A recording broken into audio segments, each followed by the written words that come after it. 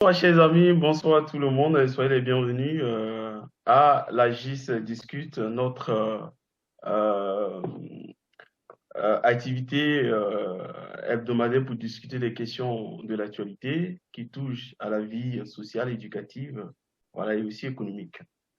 Aujourd'hui, nous allons parler du système éducatif ivoirien et notamment de sa valeur aujourd'hui.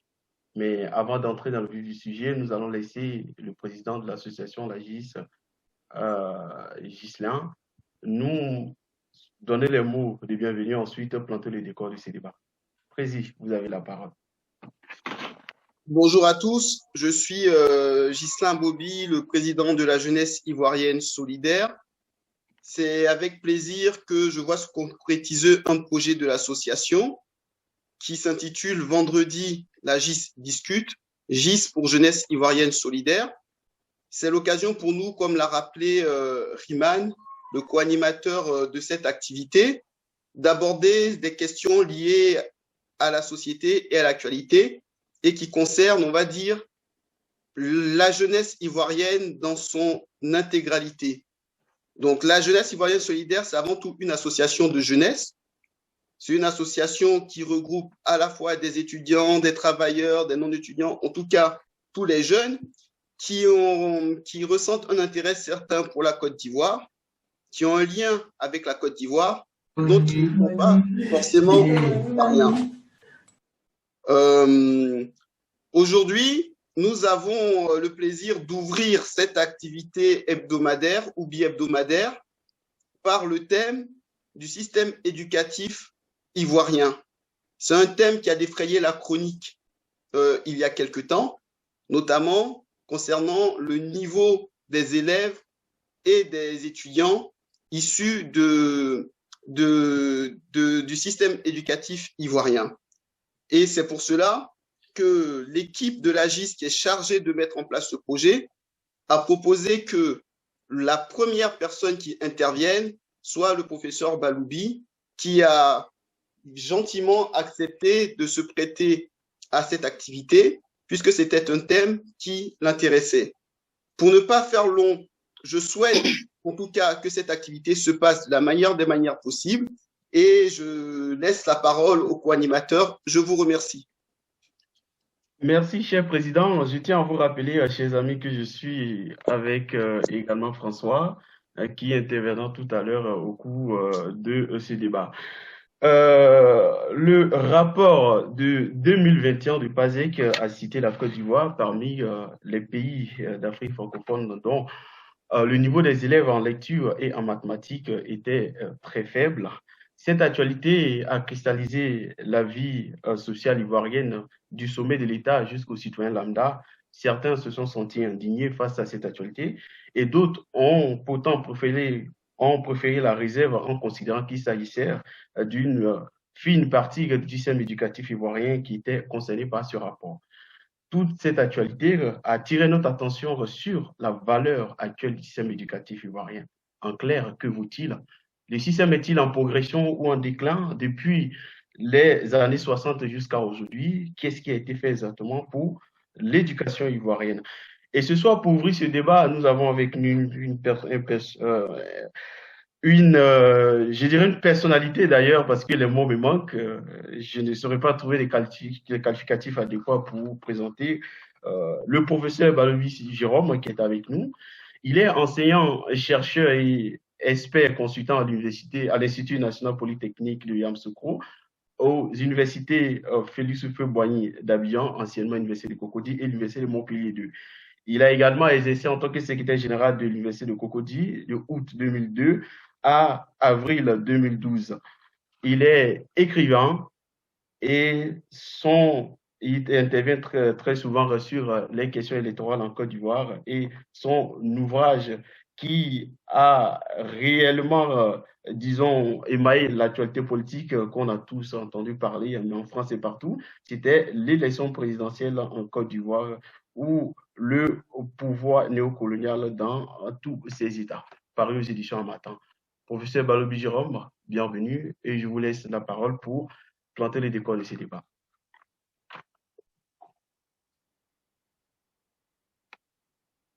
Merci, cher ami. Je voudrais également à mon tour saluer tous les participants à ce premier débat auquel je participe. Hein. Je regrette simplement que je n'ai pas été informé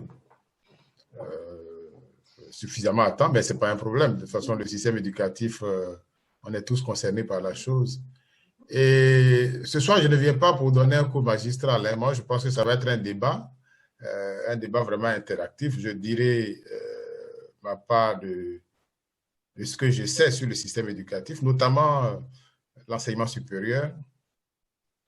Et mon souhait, c'est que justement, on puisse échanger parce que autant sur le plan politique, nous allons rentrer dans une phase de transition. Nous sommes en transition parce que, contrairement à ce qu'on observe, c'est une transition. Elle est certes douloureuse, elle est difficile, mais c'est une transition. Parce que, en sortant de là, il faudrait que la Côte d'Ivoire avance. Sinon, la crise n'aura servi à rien. Toutes les crises qui arrivent, ça remet en cause un système donné. Et quand on en sort, logiquement, on devrait pouvoir avancer. Je l'espère pour notre pays, je l'espère pour notre système éducatif. Donc, voilà un peu ce que j'aimerais dire en introduction. Et je souhaite vraiment que la participation soit active parce que vous êtes certainement étudiant, mais en même temps, vous êtes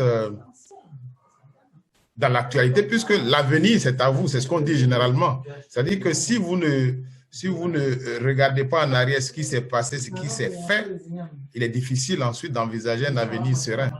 Donc, je compte également sur vous donc, pour participer à ce débat. Merci, professeur, pour cette belle introduction d'ailleurs. Je vais passer la parole à mon confrère François pour ensuite lancer les questions et redynamiser en fait le débat. À toi, François. Si tu ne te trouves pas, je prends pour toi. Le monsieur m'a fermé. Ah tiens, j'ai acheté. Il est là, François? Ah, on ne m'entendait pas, désolé. D'accord. Donc, je disais que je souhaitais la bienvenue à tout le monde. Je disais, merci dans mon intervention plutôt, en fait, bon, mon micro était coupé. En fait, je tenais à dire merci au professeur pour ce temps qu'il nous accorde et merci aussi à toute l'équipe de la JS pour cette plateforme d'échange et de partage. Et donc, très rapidement, pour revenir un peu sur ce que mon frère Riman a dit dans l'introduction, on sait tous que selon le dernier rapport de 2019-2020 du programme d'analyse et de système éducatif PASEC de la COFEMEN, c'est-à-dire la conférence des ministres de l'éducation des États et gouvernements de la francophonie, créée en 1960 notamment, la Côte d'Ivoire occuperait, voilà, parce qu'on dit occuperait, certaines personnes remettent en cause ce rang. On en discutera plus dans le débat. La Côte d'Ivoire occuperait l'avant-dernière place du classement du meilleur système éducatif en Afrique subsaharienne. Et donc, vu ce rang, on est tenté de se poser la question, quelle est vraiment la performance de ce système? Parce que beaucoup remettent en cause ces chiffres, beaucoup pensent qu'ils se sont basés sur un seul critère pour définir ce rang, d'autres voient qu'en fait, on doit se baser plutôt sur l'ensemble des critères pour définir le rang. Autre, il y a beaucoup de polémiques. Du coup, suite à cette petite introduction, j'aimerais lancer la parole à tout le monde. D'abord, commencer par le professeur pour nous dire qu'est-ce qu'il en pense en fait de ce rapport et selon lui en fait quelles sont les causes en fait de ce qu'on a observé en fait, de ce qu'on a observé dans ce rapport en fait.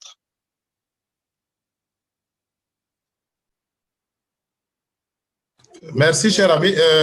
Je vais peut-être vous décevoir, mais je veux dire, le problème de la Côte d'Ivoire part de très loin. Hein. Moi, le rapport, je l'ai lu en diagonale. Je ne pense pas qu'il faille en faire tout un plat, parce que le système est malade depuis très longtemps.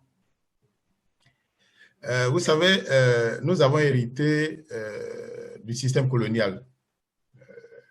Et lorsque le président Houphouët-Boigny a pris le pouvoir, l'objectif, quand je ne dirais pas qu'il a créé l'école, quand il a commencé à financer l'école, l'objectif principal, c'était de remplacer les coopérants qui étaient dans l'administration. Donc, les premiers cadres de notre pays ont été formés pour aller dans l'administration, pour donc prendre la relève des coopérants français notamment. Mais du point de vue du système lui-même, on n'a rien inventé. On a hérité simplement du système colonial français. Et aujourd'hui, c'est ça notre problème. Parce que même en France, ce système connaît ses limites. Ce système connaît ses limites, c'est-à-dire qu'on a implémenté un système qui n'est, à mon avis, pas adapté à notre environnement, parce que l'éducation, ça ne doit pas être la question de l'école seulement. C'est la question de l'objectif qu'on se fixe. Quand on met en place un système éducatif, l'éducation, ce n'est pas que l'instruction. L'éducation, c'est un ensemble de choses. L'être humain a 3 dimensions. Il y a la dimension spirituelle, non, 2 dimensions, la dimension spirituelle et la dimension physique, je dirais matérielle. Et les 2 doivent aller ensemble. Donc, le système éducatif doit prendre en compte ces 2 dimensions-là. Lorsqu'on forme quelqu'un, on ne forme pas quelqu'un pour avoir un diplôme simplement. On ne peut pas former quelqu'un pour aller simplement dans l'administration. On voit bien les limites. C'est-à-dire qu'on n'a pas pensé le développement de nos pays quand on a accédé à l'indépendance. Évidemment, le colon avait intérêt que ce soit comme ça, que ce soit ainsi. Ça fait que vous verrez dans les années 60 à 70, dans les ministères, les premiers conseillers des ministres, c'était tous des Français, des coopérants français. En clair, c'est eux qui dirigeaient notre administration. Bien qu'on ait à la tête de l'administration des nationaux, mais dans la réalité, c'était les coopérants français qui dirigeaient tout. Et évidemment, au début, les effectifs n'étaient pas élevés, mais au fur et à mesure, le système est devenu obsolescent parce qu'il n'était plus adapté à la réalité des choses. Est-ce qu'on allait former des élèves et étudiants uniquement pour l'administration? La fonction publique ne pouvant pas absorber tout ce monde-là, on atteint les limites très vite. Au point qu'aujourd'hui, déjà dans les années 80, avec les difficultés que notre pays a connues au niveau de sécurité d'exportation, le système n'était plus financé. Et le vrai problème, à mon avis, c'est d'abord le financement du système. Et la deuxième question, c'est quelle est la doctrine de l'éducation dans nos pays? On n'en a pas eu. On n'en a pas eu. C'est-à-dire qu'on a calqué le système sur le système colonial, sur le système français, même jusqu'à l'université. Vous avez certainement entendu parler de LMD. Tous les pays africains veulent se mettre au LMD. Mais ce qu'il faut savoir, c'est que pour mettre en place ce système, il y a un environnement qui doit exister. Si vous n'avez pas d'environnement, le LMD, c'est quoi? Le LMD, ça nécessite la coordination entre plusieurs universités, ça nécessite des équipements didactiques, ça nécessite des équipements techniques, ça nécessite une fluidité même de la gestion, de la gouvernance des institutions. Ce qui n'a pas été le cas. Donc, le rang, moi, ça ne me surprend pas. Ça ne me surprend pas parce que quand vous créez une école, j'ai dit n'importe quoi, vous décidez d'envoyer 2000 élèves à l'école primaire. Mais si vous limitez simplement à l'école primaire, sans prévoir ce qu'ils deviennent dans 5-10 ans, mais à un moment donné, vous serez débordé. C'est ce qu'on connaît comme problème en réalité. Hein. Quand je considère l'université de Cocody, par exemple, que j'ai géré pendant 10 ans, le budget de l'université, à 90%, était réservé au paiement des salaires. Quand on a fini de payer les salaires, on n'a plus rien sur le budget de l'université, ni en termes de recherche, ni même en termes d'équipement. Et ça, tous les systèmes, ils sont passés. Depuis Houphouët-Boigny, en passant par le président Bédi et le président Laurent Gbagbo, et aujourd'hui, le président Ouattara. Mais aucun effort n'a été fait. D'ailleurs, les crises successives qu'on a connues n'ont fait qu'aggraver la situation. Donc, le rang qu'on connaît là, moi, je pense que ce rang part de très loin. Bon, bien que ceux qui sont au pouvoir aujourd'hui n'ont pas pour priorité en réalité l'école, ça se voit. Ça se voit simplement par le choix qu'on fait des responsables chargés de l'éducation, ne serait-ce que ça. Donc, le problème, il est profond. Et je pense qu'il ne faut pas qu'on se focalise sur un pouvoir ou un gouvernement donné, mais le problème de l'école part de très loin. C'est-à-dire qu'on a hérité d'un système qu'on n'a pas adapté à nos réalités, qu'on n'a pas fait évoluer en réalité. Regardez aujourd'hui, moi je me souviens, nous autres, quand on a eu la licence ou la maîtrise, tu arrives ici, tu n'avais pas besoin d'équivalence. Mais depuis les années 90, je dis bien depuis les années 90, tous les diplômés qui viennent de nos universités, quand ils arrivent ici, pour la plupart, ils reprennent. Même quand tu as la maîtrise, quelquefois, on te fait reprendre en première année parce que les gens n'avaient plus confiance dans notre système. Mais sinon, la Côte d'Ivoire a abrité l'une des meilleures universités d'Afrique, en tout cas au lendemain des indépendances. Les médecins, on les formait à la fac de médecine de Côte d'Ivoire. L'INP, plus récemment, l'INP accueillait tous les grands ingénieurs de l'Afrique. Mais aujourd'hui, ce n'est pas le cas. Parce que les choses ont perdu leur valeur. Parce que l'État n'a pas investi là où il faut. C'est vrai, on entend dire, oui, le budget de l'État est alloué à 45% à l'éducation. Mais en réalité, quelle est l'efficience de ce financement? Parce que si on ne finance que les salaires, bon, je dis que ce n'est pas suffisant. Il y a l'efficacité du système, l'efficience du système, la cohérence du système. On n'a pas pensé à ça. On est un pays aujourd'hui qui produit du pétrole. Il y a combien d'Ivoiriens qui sont formés vraiment dans le domaine de la pétrochimie? Il y a combien d'universités qui le font? C'est vrai, il y a une école de mines et de géologie à Yamoussoukro, mais ce n'est pas suffisant. On n'est pas ambitieux et on ne se donne pas les moyens de ces ambitions-là. Donc, moi, je ne veux pas me focaliser sur ce rapport qui est certainement juste, mais c'est lié à un environnement donné. C'est lié à un environnement donné. Et moi, j'ai toujours pensé que l'école, ce n'est même pas une affaire de pouvoir politique. L'école, c'est une affaire de l'État de Côte d'Ivoire, d'un État donné. C'est-à-dire que l'État doit se donner les moyens de former les citoyens qui seront en charge de la gestion du pays. Ils seront en charge de la gestion des ressources de ce pays-là. Si vous ne donnez pas les compétences qu'il faut, si vous ne créez pas l'environnement qu'il faut pour que les gens soient formés correctement, ben, on sera toujours à la traîne. D'accord. C'est donc, je terminerai par là, c'est donc d'abord une volonté politique. C'est d'abord une volonté politique, c'est-à-dire qu'est-ce qu'on veut de notre école? Est-ce qu'on veut une école performante? Alors on se donne les moyens.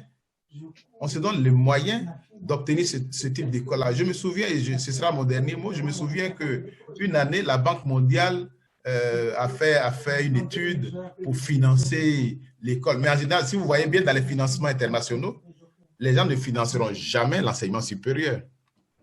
Quand on finance les programmes en Afrique, c'est toujours l'enseignement de base, la formation de base, c'est-à-dire savoir lire et écrire. Mais un pays qui veut se développer ne va pas se limiter à ça et ne va pas compter. Vous ne trouverez jamais un pays qui va financer de la recherche pour un autre pays.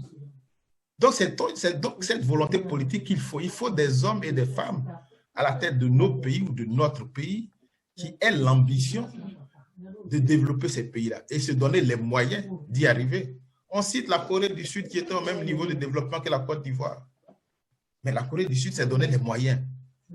Aujourd'hui, la Corée du Sud est parmi les grandes puissances de ce monde. Nous avons les ressources pour cela. Nous avons même des ressources humaines pour cela. Mais il faut qu'on mette en place un mécanisme pour financer l'éducation et la formation dans notre pays. Donc, c'est vraiment les premiers mots que je voulais dire dans le domaine, enfin dans ce domaine-là. Et ne pas me focaliser sur ce rapport. Le rapport est certainement juste. Mais je veux dire, il ne faut pas qu'on se focalise sur ce rapport-là. C'est normal ce qui arrive. Depuis 90, et vous en savez quelque chose, depuis 90, l'école est malade. L'école est malade à tous les niveaux. D'accord, professeur. En tout cas, merci pour votre réponse. Notamment, vous avez parlé d'un point qui m'intéresse particulièrement. Vous avez parlé, en fait, dans tout ce que vous avez dit, on retient que la grande part, en fait, de responsabilité et des résultats qu'on observe aujourd'hui incombe à l'État, en fait.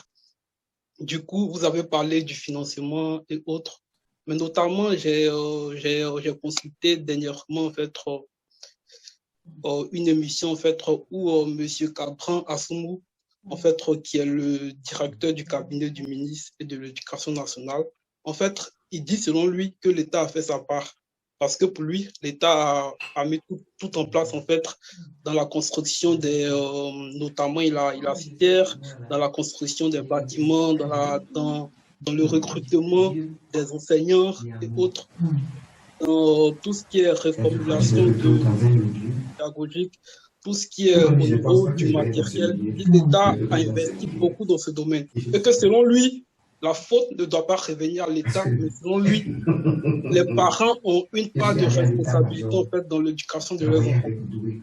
Il dit pour lui, il y a 2 facteurs qui peuvent influencer la performance de l'enfant, en fait, d'un élève. Notamment, il y a ce que l'État fait et il y a le suivi du parent.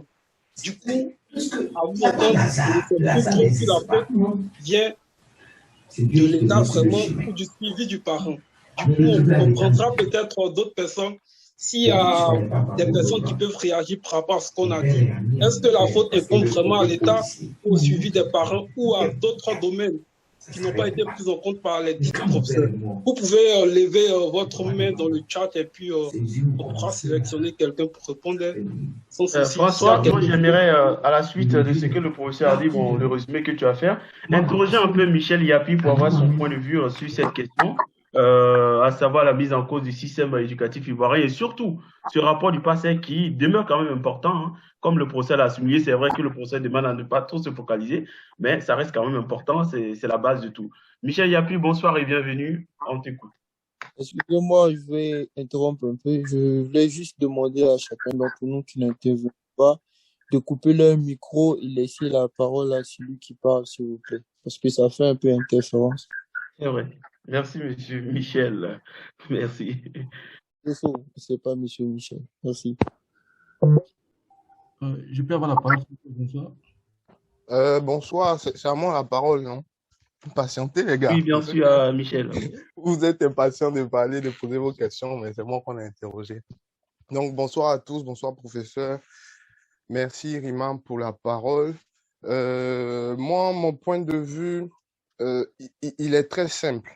Déjà, de un, donc, par rapport au rapport, j'ai pas d'avis sur le rapport, parce que certes, le système éducatif en soi, peut-être qu'il n'est pas bon, mais si j'ai foi en une chose, si j'ai vraiment confiance en quelque chose, c'est en la capacité de chaque élève de pouvoir ressortir le meilleur de lui-même dans ce système éducatif qui n'est pas bon. Alors, bon, après, le débat aussi pourra se porter sur la question de comment on quantifie ou comment on mesure les résultats qu'on arrive à sortir dans un système qui serait pas bon, mais voilà, je reste confiant sur la capacité de chaque élève, de chaque étudiant ivoirien à avoir un bon niveau dans un système qui n'est pas bon. Et donc, si le système changeait, bah, ça pourrait améliorer encore plus la capacité de chaque élève et de chaque étudiant ivoirien. Et donc, avant de terminer, j'avais une question aussi à poser au professeur. Donc, cette professeur, bien que le système ne soit pas bon, mais pendant que vous étiez aux directions de l'université, est-ce qu'il y a eu, peut-être qu'on arrivera plus tard dans la fin du débat, est-ce qu'il y a eu des associations ou des groupes de réflexion pour tenter d'améliorer les choses entre les personnes qui étaient à la direction, des personnes ou des volontaires qui voulaient changer les choses. Donc, voici ma question. Je vois la parole. S'il vous plaît, coupez vos micros, s'il vous plaît, quand vous n'avez pas la parole, parce qu'on entend les échos derrière. S'il vous plaît, merci.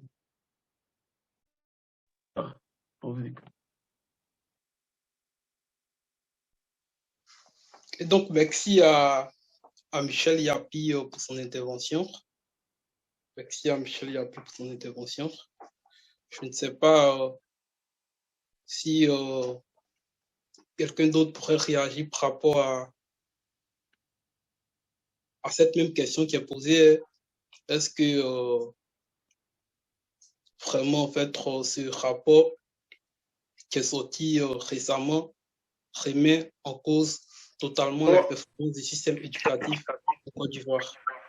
Moi, j'aimerais bien exprimer ici. D'accord, plaisir. Moi, j'adhère totalement à ce que le professeur Kakoubi vient de dire. Donc, j'ai suivi avec beaucoup d'intérêt ce qu'il a dit.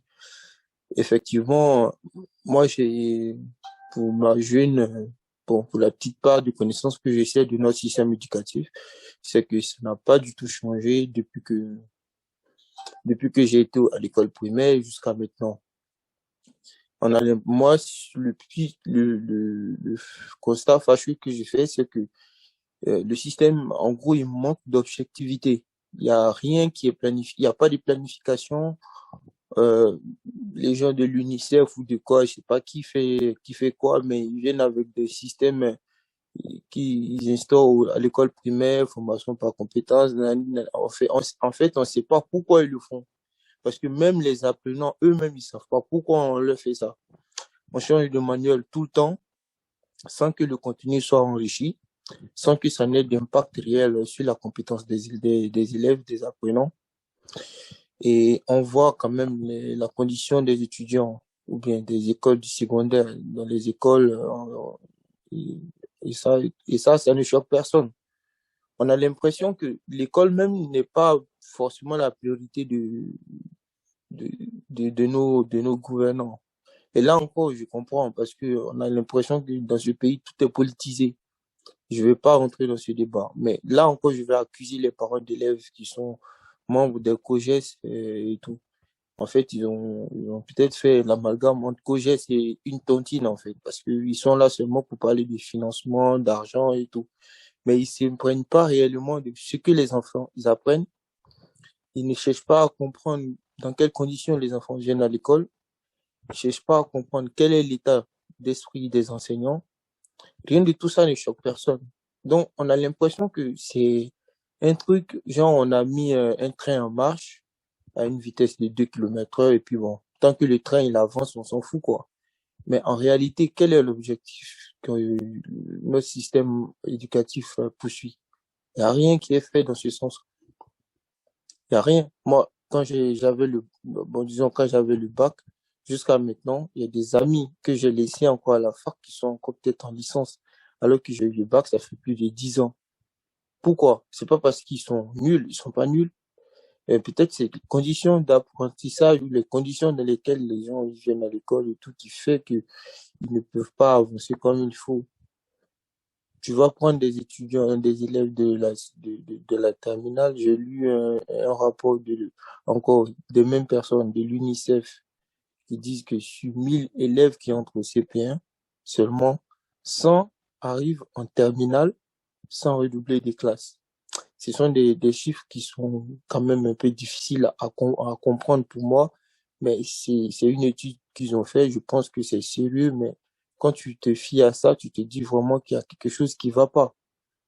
Qu'est-ce qu'ils font? Qui doit faire quoi pour que les choses changent? C'est une question qu'il faut se poser, mais j'ai l'impression que les gens ne se posent pas cette question. Les choses n'ont pas du tout évolué depuis très longtemps. Depuis très longtemps, rien ne semble évoluer, rien n'est fait pour que les choses évoluent. Et c'est vraiment choquant. Donc moi, personnellement, je sais pas, c'est que on va ressortir de cette conférence de ce soir. À quoi ça va servir? Moi, j'ai reçu le lien et comme ça parlait d'éducation, forcément, je m'intéresse beaucoup à ça, donc j'ai voulu suivre. Et donc, je suis avec vous jusqu'à la fin. C'était mon petit truc, mon petit plus que je voulais ajouter. Merci beaucoup.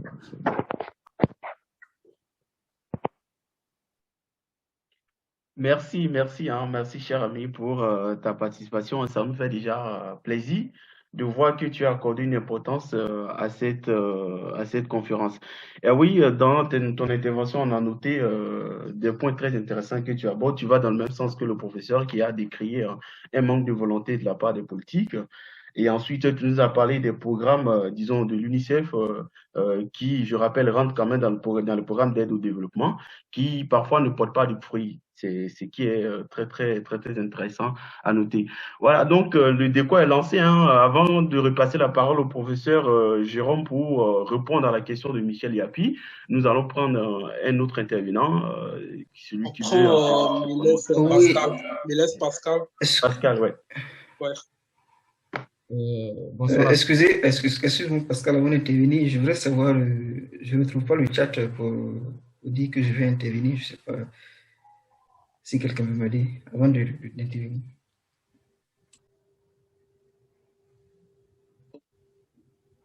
Vous pouvez juste lever votre main en fait sur le chat. Là, j'ai vu que vous avez levé votre main, donc du coup, ça suffit, il n'y a pas besoin d'écrire quelque chose dans le chat.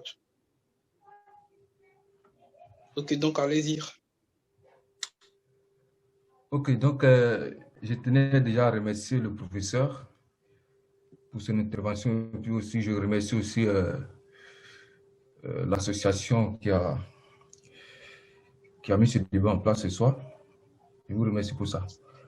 Bon, moi déjà, je suis arrivé en France, ça fait maintenant ma 2e année. Et étant à Abidjan, à l'université de Cocody, j'ai été délégué. Donc, tout à l'heure, vraiment, le professeur a parlé beaucoup. Et j'ai noté vraiment des choses, c'est-à-dire qu'au niveau du financement dont il parle, c'est-à-dire que le système éducatif, que l'État doit vraiment financer. Mais au fait, moi, je n'arrive pas à comprendre parce qu'à chaque fois, on se base beaucoup sur le financement, mais est-ce que réellement, quand on finance, bon, je ne sais pas si l'État finance, mais est-ce que vous, en tant qu'enseignant, quel est l'objectif que vous, vous voulez mettre en place pour ces étudiants? Parce que moi, comme ça, je fais la géologie et à chaque fois, à l'université de Cocody là-bas, on nous dit que nous sommes dans une IFE qui est mieux placée, qui a des compétences dans la géologie, sachant que même pour faire un stage, même à l'UFS TRM, c'est compliqué. Et à chaque fois, on nous dit qu'il faut valider, c'est-à-dire c'est de valider qui est important en fait. Parce que moi, je n'arrive pas à comprendre. Est-ce que c'est les diplômes dont le professeur a parlé? Est-ce que c'est les diplômes seulement que l'État veut que les étudiants aient? Ou bien, voilà, quels sont les objectifs au fait? Parce que moi, en tant qu'un géologue, après ma formation, en réalité, je n'ai rien appris au fait. Je n'ai rien appris parce que là, j'ai seulement que les diplômes en géologie. Mais aujourd'hui, si on me met sur un terrain, je ne sais pas exactement ce que je dois faire au fait. Okay. Donc ça aussi, c'est aussi une maladie. Et donc, je demande au professeur, voilà, de nous parler un peu du financement. Quand il parle de financement, est-ce que ces personnes à qui on donne le financement, est-ce qu'ils ont vraiment un objectif de travailler au fait pour que ces étudiants au fait, puissent être bien formés aussi? Voilà. D'accord. Donc, on laisse la parole au professeur puisque la question est posée directement au professeur. Professeur, vous avez la parole.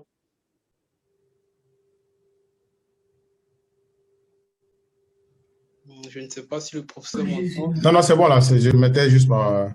Merci, j'ai bien noté. Hein. En fait, l'enseignant, d'abord, ce n'est pas l'enseignant qui fixe les objectifs de l'école. Ça, il faut que ce soit clair. L'enseignant, il y a un État organisé, il y a une structure organisée qui dit, bon, notre ami de l'UFR STRM tout à l'heure disait, en fait, ce n'est pas l'enseignant qui dit qu'on va former les géologues. L'État de Côte d'Ivoire dit, normalement, c'est comme ça que ça doit se passer. J'ai besoin de géologues pour développer tel ou tel secteur. Et puis, ensuite, l'aspect pédagogique vient plus tard. C'est tellement bon ce que vous avez dit comme exemple, mais moi, j'ai géré l'université. Je peux vous dire que le budget de l'université, ça a peut-être changé. C'est vrai que ça fait 10 ans que je suis parti. Mais le budget de l'université, à 90%, c'est les salaires. C'est-à-dire, une fois qu'on a fini de payer les salaires des enseignants, il ne reste plus rien en réalité. Parce que tu as fait la géologie, mais il faut aller sur le terrain. Je suis sûr que tu as vécu les difficultés même pour aller sur le terrain. Oui, c'est ça. Il n'y a pas de véhicule. Il n'y a pas de véhicule, c'est ça. Mais ça, qu'est-ce que l'enseignant peut y faire? Il a beau faire tous les meilleurs programmes possibles, ça restera théorique. Je me souviens qu'on a une UFR d'informatique, de mathématiques et d'informatique. Vous savez qu'il y a eu des années où il n'y avait même pas d'ordinateur pour les étudiants de l'UFR d'informatique. Est-ce que c'est logique? Non. C'est pour ça que je parle de volonté. C'est-à-dire que l'État de Côte d'Ivoire, n'importe quel État, doit avoir des objectifs de développement. Bon, si on a créé une UFR d'informatique, je pense que c'est pour former des informaticiens. Mais on ne peut pas former d'informaticiens sans ordinateur. Mais ce n'est pas qu'on n'ait pas donné, on a demandé à l'État, on a écrit, on a fait des rapports. Moi, je me rappelle que chaque année, on fait des rapports à l'État de Côte d'Ivoire pour dire voici nos difficultés. Voici ce qu'il nous faut. Parce qu'on entend pratiquement tous les politiciens dire oui, 45% du budget de l'État va à l'éducation. Mais ça va dans quel secteur de l'éducation?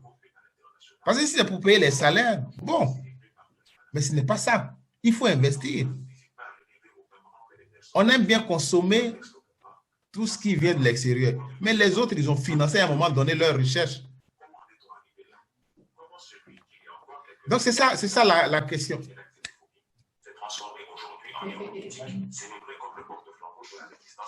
Donc, c'est ça notre problème. Donc, le financement, il n'y a pas de financement en réalité. Je dis peut-être que ça a changé. Mais, et puis, depuis 90, on est dans une crise sans nom.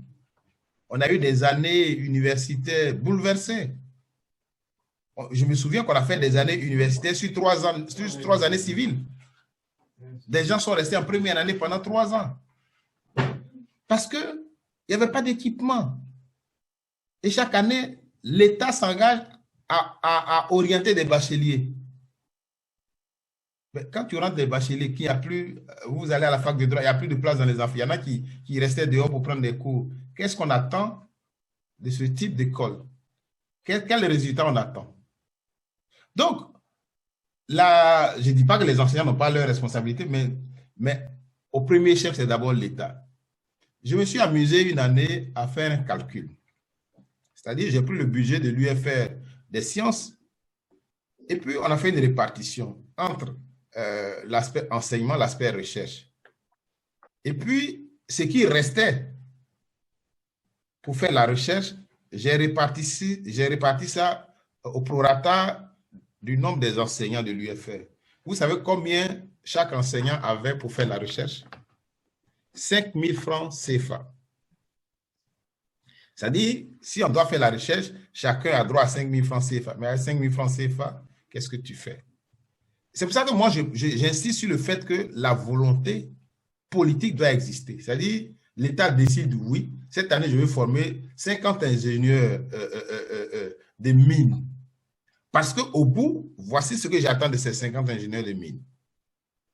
Je vais former des juristes. Parce qu'au bout, voici ce que j'ouvre comme perspective. Mais sinon, si vous n'avez pas défini cela, bon, on va à l'école, comme l'a dit l'autre tout à l'heure, on te donne un diplôme. Et puis bon, tu as le diplôme et puis il n'y a plus rien après. Mais il y a mieux que ça. Il y a des enseignants conformes qui ont fait des thèses, qui ont travaillé sur des sujets qu'on aurait pu mettre en place dans le système de développement. Mais quand il arrive à ces résultats de recherche, qui n'a pas l'environnement qu'il faut, ben, vous verrez que l'enseignant il ne fera que son cours. Ou bien il se contentera de produire des articles pour avancer en grade, mais en réalité, il n'est même pas utile, il ne sera même plus utile, il n'est même pas utile au système. Parce que ça sert à quoi d'avoir dans une UFR 50 professeurs agrégés? Et puis l'UFR ne produit rien. Et puis les gens n'avancent pas. C'est vrai que les gens ont des diplômes, ils deviennent professeurs agrégés, et puis après on fait quoi? C'est ça le problème. L'efficacité de notre système dépend de la volonté de l'État. Quand je dis l'État, c'est l'État avec grand E. Je ne parle pas de système de parti politique, je parle de l'État. Et ceux qui incarnent l'État doivent être conscients de ce fait-là. Quand on crée une école, il y a un objectif qu'on met en avant. On définit des objectifs. C'est en fonction de ça qu'on définit des filières. Parce qu'aujourd'hui, je pense que sur le marché du travail en Côte d'Ivoire, c'est les, comment ça s'appelle, les BTS en ressources humaines. C'est aujourd'hui à la mode. Mais Tu as les BTS en ressources humaines, il n'y a même pas d'entreprise. Tu fais quoi? Non, c'est un vrai débat qu'il faut connaître. Et je vais finir par ceci. Quelqu'un a parlé de... Oui, il y a eu des concertations sur l'école. La plus grosse concertation, c'était sous le ministre Saliou Touré. C'était en 94-95. Voici les axes stratégiques qui ont été définis à l'issue de ces concertations. Le premier axe, c'était la démocratisation de l'école par la généralisation de l'accès à la gratuité. Le deuxième axe, c'était la promotion des actions visant au rétablissement de l'autorité morale de l'école et le renforcement du dispositif réglementaire. Et là, on rentre en compte justement la responsabilité des parents d'élèves. On a parlé de parents d'élèves, mais vous savez, c'est un système. Hein? Vous avez combien de parents d'élèves vraiment qui ont une prise sur l'éducation de l'enfant? Parce que le parent lui-même, il est dans une condition sociale telle que quand l'enfant va même à l'école, c'est un bon débarras pour lui. Il est tranquille. Mais qu'est-ce qui se passe à l'école? Il y a combien de parents qui demandent à leurs enfants, quand ils reviennent de l'école, comment ça s'est passé? Il y en a combien? Dans nos pays, en tout cas. Ensuite, on a parlé de l'introduction du concept de l'école fondamentale. Mais tout ça, en fait, comme je l'ai dit en introduction tout à l'heure, on a hérité ça du colon et on recopie les mêmes choses. Et puis, on n'avance pas. C'est-à-dire, nous devons réinventer notre école. Une école à notre image. Une école à l'image des ambitions que nous voulons avoir pour notre pays. Tant qu'on n'a pas défini cela, on tourne en rond. Oui, on a financé l'école, mais un bâtiment que tu construis, s'il n'est pas équipé, il sert à quoi? Il ne sert à rien. Vous avez des UFR, oui, il y a des amphis qui sont construits, mais dès la première pluie, il y a de l'eau. Il n'y a même pas de micro pour faire le cours. Dans un amphi de 1000 personnes. Voici les vrais problèmes. Et moi, je dis tout le temps qu'il ne faut pas politiser l'école. Ce que j'entends par politiser l'école, c'est-à-dire prendre l'école en otage dans des luttes politiques.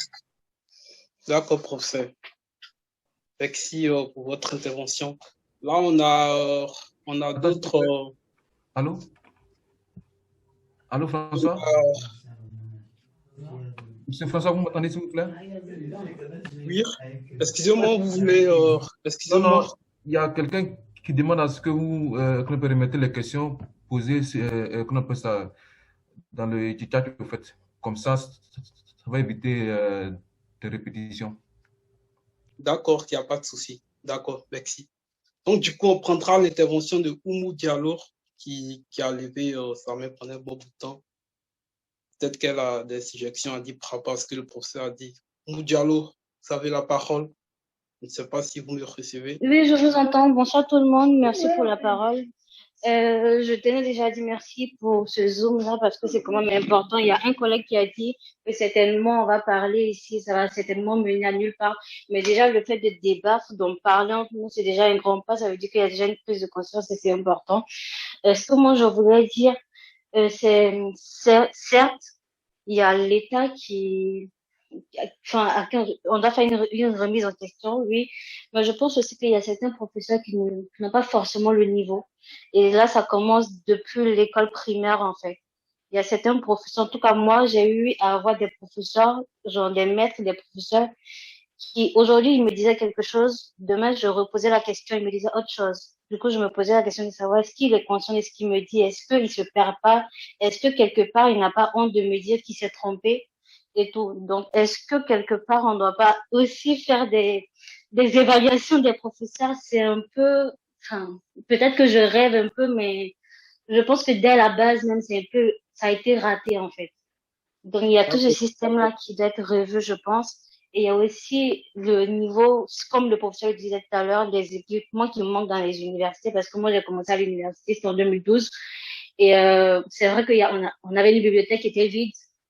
Il n'y avait rien, il n'y avait pas de code. Moi, j'ai fait du droit, il n'y avait pas de code, il n'y avait aucun document de droit. Les chaises, on devait se déplacer d'une salle à une autre avec des chaises dans toute la cour, pendant que les cours avaient déjà commencé. Du coup, c'est vrai que c'était vraiment galère. Et quand je parle à des personnes encore qui sont aujourd'hui en Côte d'Ivoire, ça n'a pas changé. Il n'y a rien qui a évolué depuis 2012 jusqu'à maintenant. Du coup, c'est un peu triste.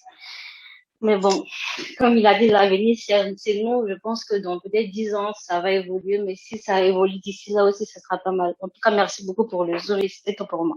Bonne soirée. D'accord, merci beaucoup. Du coup, on retient de ce que vous avez dit que, en fait, bon, ça rejoint un peu ce que le professeur a dit, les bâtiments sont construits, mais il n'y a pas d'équipement, en fait.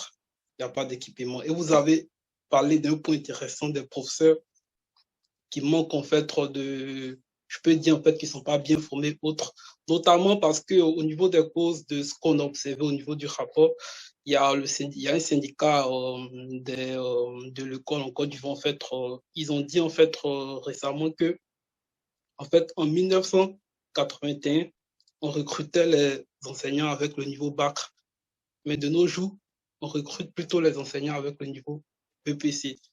Et donc, ils estimaient qu'en fait, si la priorité de l'État était l'éducation, comme je l'ai dit tantôt, il devrait plutôt en fait passer de bac à bac plus de bac à bac plus 1 ou à bac plus 2 et non régresser. Du coup, là, vous avez totalement raison. Mais ce qui est paradoxal, c'est que dans le rapport même, on estime que parce que le rapport a testé les performances non seulement des élèves et des enseignants.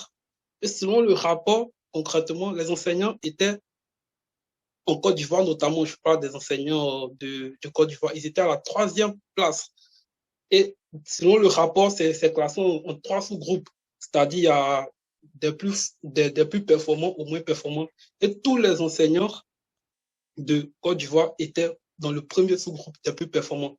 Donc, quand vous dites tout à l'heure que les enseignants ne sont pas formés, le rapport nous dit autre chose.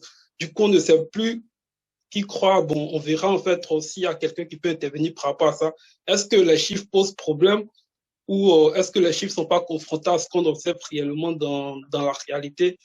Donc, du coup, je laisserai la parole à quelqu'un qui souhaiterait, bon, notamment, Oui, je souhaiterais la prendre vraiment 1 minute rapidement. Allez-y rapidement, professeur. Voilà, ça dit que c'est pour ça que je parlais d'efficacité du système. C'est-à-dire comment est-ce qu'on mesure la performance d'un enseignant? Si en même temps, l'enseigné n'a pas le niveau. Moi, je trouve ça un peu contradictoire. La performance d'un enseignant, c'est quoi? Est-ce que c'est son niveau de formation? Est-ce que c'est son diplôme? Ou est-ce que c'est les résultats qu'il donne de son travail? Et pour moi, tout ça va ensemble. Je peux juste intervenir, excusez-moi, professeur, parce que le rapport, en fait, parce que je l'ai revu rapidement, selon le rapport, en fait, ils ont testé les enseignants en fonction. En fait, les enseignants ont passé un test. Ce n'est pas par rapport au résultat que les étudiants ont produit ou les élèves ont produit. Ce n'est pas par rapport à d'autres critères, mais les enseignants eux-mêmes ont passé un test, en fait. Donc, en fait, la performance de ces enseignants n'est pas liée. Moi, je trouve que scientifiquement, c'est biaisé. Ça, c'est mon sentiment personnel en tant que scientifique, parce qu'un enseignant, c'est fait pour enseigner. Je veux dire, il ne peut pas être performant tout seul en dehors du système qu'il utilise. Ok, donc pour vous, en fait...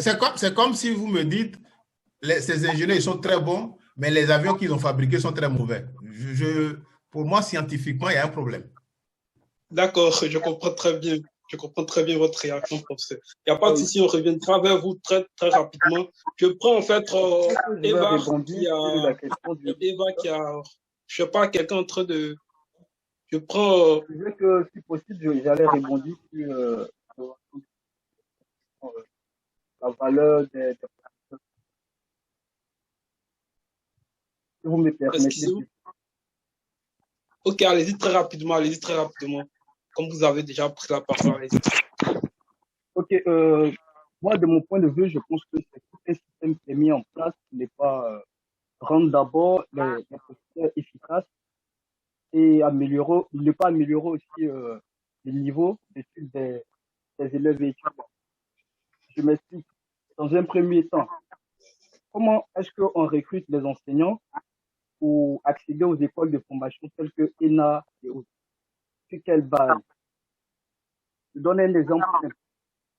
Si moi, jeune étudiant, après ma licence, et que je vais intégrer l'école ENA, je fais le concours avec tout le niveau que j'ai, je me donne à fond, j'étudie comme il se doit, et en plus de la formation acquérie, par exemple, je prends mon cas en anglais, et qu'après on me dit de payer 3 millions pour ce concours, Vous pensez qu'après ce concours, si j'arrive à intégrer l'école de formation et que je sors, vous pensez que ce que je vais acquérir à l'école de formation, je vais le mettre en pratique? Non. Dans un premier temps, je vais chercher à rentabiliser mon investissement. Donc, c'est ce qui se passe au fait. C'est tout un système qui ne favorise pas la consolidation même de l'éducation nationale. Moi, par exemple, j'ai fini, quand j'ai eu le bac, j'ai été orienté comme ça, en fait. Je me suis retrouvé à faire langue, littérature et civilisation anglaise. Mais je me suis Et très dit, rapidement, c'est pourquoi. Donc, sur cette base-là, moi, je pense que c'est tout le système éducatif même, et depuis la base, c'est raté. Si on arrive à extraire la corruption, à combattre la corruption dans ce système-là, je pense que les choses vont avoir. Merci. Et puis, j'ai aussi une autre question, mais ça sera D'accord, merci. la Cher parole. Je François, remercie le professeur. J'ai répondu à la suite sur cette question-là.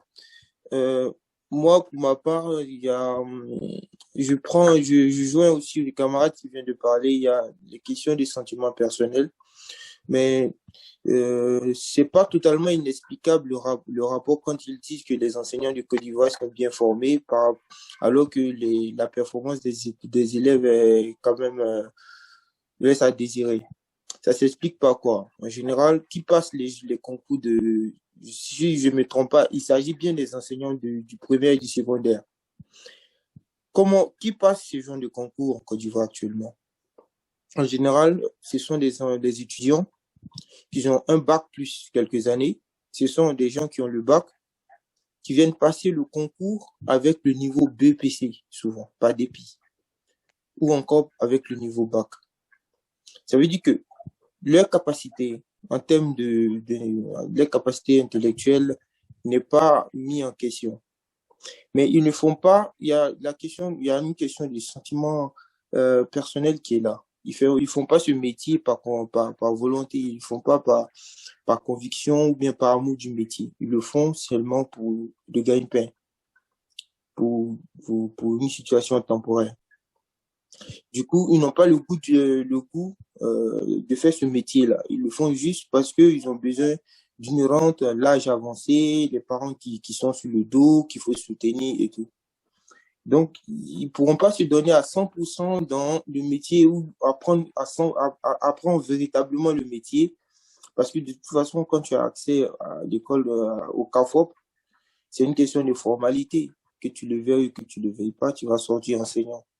Que tu le veuilles ou que tu le veuilles pas, ils vont te titulariser parce qu'il y a un besoin crucial d'enseignants qui ne s'explique pas. Depuis des années, on fait que des recrutements d'enseignants, mais on n'a pas encore comblé le fossé du manque d'enseignants dans nos écoles. Mais le gars, il arrive avec un bac plus, souvent même il est en thèse, il vient passer le concours du CAFOP, il est admis et tout, avec d'autres personnes aussi qui n'ont pas le niveau, d'ailleurs encore que j'accepte, qui n'ont pas le niveau, qui ont payé le concours pour pouvoir entrer dans les écoles de formation. Et quand ils sortent, voilà, ça fait deux catégories d'enseignants qui viennent pas par amour du métier, mais qui viennent parce qu'ils ont besoin d'installer à la fin du mois. Et après, les choses se faisant, ils n'ont plus le temps de continuer leur chemin quelque part, d'autres ils restent, mais seulement qu'ils ne font pas. Nous tous, on sait qu'un métier, un travail qu'on fait pas par volonté, c'est un travail qui est biaisé à la base.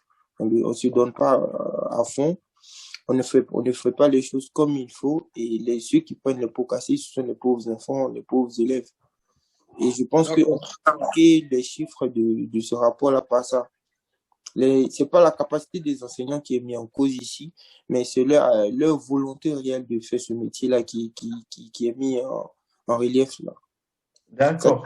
D'accord, merci. D'accord, cher ami, vraiment merci pour la chute. Et cher François, pour faire juste un petit récapitulatif, il faut retenir qu'en fait, dans ce débat, on insiste beaucoup sur en fait le manque de volonté, disons, la volonté politique sur le professeur Baloui, qui a été reprise d'ailleurs par plusieurs intervenants qui ont insisté aussi sur le niveau d'engagement et de responsabilité des enseignants. Mais il y a une chose dont on n'a pas parlé aussi, quel est également le niveau de responsabilité des parents dans l'éducation et pourquoi pas d'un acteur qui est très actif dans le système éducatif, que ce soit au niveau de l'État ivoirien, même à l'international, les organisations non gouvernementales, notamment les ONG, les associations, et l'ensemble de la société civile, quel est le degré d'implication et leur responsabilité à ce niveau?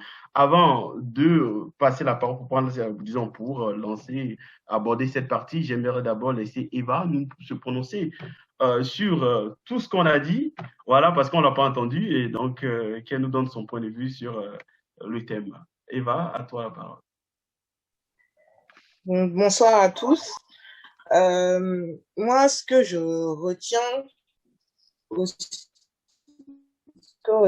principalement, c'est, j'ai envie de dire qu'il y a quand même une inadéquation entre les études qui sont faites, donc l'orientation qui est faite aux sorties des études supérieures et le marché de l'emploi. Parce que je pense qu'il y a un problème aussi au niveau du marché de l'emploi et les études qui sont faites. Quand je vois qu'il y a des personnes qui sont orientées en criminologie, bon, peut-être qu'il y a besoin je sais pas, de criminologue ou je sais pas quoi, mais bon, ça me paraît bizarre, quoi. On peut pas avoir un besoin crucial en criminologie quand il y a des manques dans d'autres filières. Est-ce qu'il y a des études qui sont faites réellement pour savoir dans quel secteur on a besoin d'être formé? Et puis, bon, on n'a pas forcément besoin de faire bac plus 10.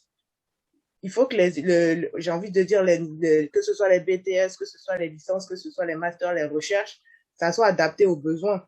Et je reviendrai aussi sur le problème de la recherche, parce que si c'est sûr que si le budget de l'université va principalement dans les salaires, ça va pas faire avancer la recherche. Et le développement du pays aussi passe par la recherche, parce qu'on a cité les pays comme la Corée du Sud.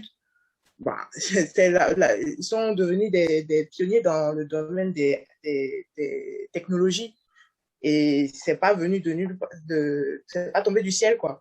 Ils se sont, comme le professeur l'a dit, ils se sont préparés, ils ont formé des gens et j'ai envie de dire leurs pôles de recherche sont assez performants, mais ces pôles de recherche là sont alimentés par des gens qui ont été étudiants et qui viennent, voilà, faire les recherches nécessaires pour pouvoir être en pointe en matière de technologie. Mais nous, on n'est pas capable enfin, on n'est pas capable.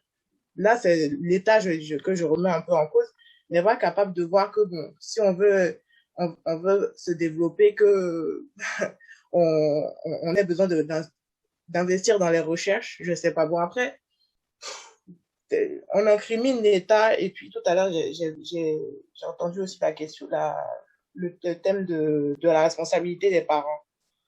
C'est sûr que si ton père est à un niveau limité, il va pas pouvoir t'aider dans tes études aussi. Bon, peut-être il peut t'aider un peu au primaire ou je sais pas quoi, s'il n'a pas fait l'école même, il va t'aider comment? Est-ce qu'il y a des structures qui sont, j'ai envie de dire, qui peuvent venir en aide à ces élèves qui sont un peu en difficulté et qui ne demandent qu'à apprendre? Bon, je vais m'arrêter là parce que je pense que j'ai cité plusieurs choses et qu'on est plusieurs à vouloir parler. J'irai pas plus loin. D'accord. Merci Eva. On va poursuivre avec Wilfried qui, pour son opinion, on veut l'entendre. Wilfried, à toi la parole. Bonjour à tous. J'espère que vous me recevez. Oui, on vous reçoit. Alors, je remercie d'abord professeur et l'organisation qui a mis en place le Zoom. D'abord, moi, c'est la question, c'est d'abord trouver la question avant de résoudre le problème. Qu'est-ce que nous recherchons avec le système éducatif qui est en place? Si nous avons répondu à la question, nous avons trouvé le problème, c'est fini. Plus rien à faire. Parce que le professeur l'a dit, au temps du président Houphouët-Boigny, l'objectif était de remplacer les colons qui étaient dans nos administrations. Donc, on formait des cadres dans un esprit de bureaucrate, administration. On n'est plus à cette époque. Aujourd'hui, qu'est-ce que nous recherchons? Si je vous demande tout à l'heure, quelle est la probabilité qu'un étudiant titulaire d'un BTS en comptabilité soit embauché en Côte d'Ivoire? C'est faible. Je dirais presque que ça n'existe pas. Donc, est-ce que c'est une fuite de responsabilité ou c'est une mauvaise politique? Je mets des hypothèses, je ne vais pas répondre, mais je mets des hypothèses. Est-ce que c'est une fuite de responsabilité? Aujourd'hui, on crée des filières. Mais pourquoi est-ce qu'on crée cette filière? Qu'est-ce qu'on recherche? Deuxième chose, la politique a tellement pourri notre système éducatif. Tout à l'heure, il y a une dame qui a pris la parole, qui a parlé le professeur qui n'a pas de niveau, et elle a mis en adéquation avec les résultats qu'on fournissait. Et sûrement le ministre de l'Enseignement supérieur, M. Adama Diawara, qui a été mon professeur en licence de physique, il est fort, il est même très fort, mais il fait partie des professeurs qui fournissent les plus médiocres des résultats en Côte d'Ivoire. Moi, j'ai été son étudiant. 1300 personnes en licence 1 de physique, chez nous, premier 642 admis. Vous voyez? Donc, qu'est-ce qu'on recherche? Est-ce qu'on prend des sanctions lorsqu'il y a des problèmes? Parce que si le système est politisé, que les gens font des erreurs, ils vont les laisser passer. Je me rappelle, quand on était encore en physique chimie, on ne faisait pas de cours pendant 1 mois, 2 mois, dimanche, on se retrouvait. Est-ce que ça s'est fait? Non. Le système colonial dont nous avons hérité aujourd'hui est en train de changer, même chez les Blancs. Moi, je suis étudiant en fac de physique à Sorbonne Université. Mais aujourd'hui, on parle de majeur biologie, mineur physique. On parle de majeur mathématiques, mineur chimie. Pourquoi? Parce qu'ils ont une vision, ils savent ce qu'ils recherchent. Mais nous, qu'est-ce qu'on recherche? On a gardé le même système dans un pays où la demande était 3 fois supérieure. Pardon, l'offre était 3 fois supérieure à la demande au temps du président Houphouët-Boigny. Aujourd'hui, la croissance démographique a connu vraiment son boom, que la demande a triplé. Et on a conservé le même squelette éducatif. Aujourd'hui, on assiste à quoi? Plusieurs chômeurs. Donc, il faut repenser le système éducatif. Il faut vraiment repenser la base. Deuxième chose, il faut essayer de prendre des mesures. Il ne faut pas politiser le système éducatif. Tant que ça reste politisé, peu importe ce qu'on va faire, la corruption va vraiment tuer ce système. Je voulais dire merci beaucoup. D'accord. Merci beaucoup, frère, pour ton intervention. Et donc, mon frère Riman avait posé une question. Quel est le rôle de la famille, en fait, dans l'éducation de leurs enfants? Il avait posé une question qui était restée en suspens. On va revenir très vite dessus. Notamment le monsieur, comme je l'ai dit dans mon introduction, monsieur Cabran Assoumour, qui est le sous-directeur du cabinet du ministre de l'Éducation nationale, de l'enseignement technique et de la formation professionnelle, a dit que l'État a fait sa part et que selon lui, c'est le suivi des parents qui est mis en mal.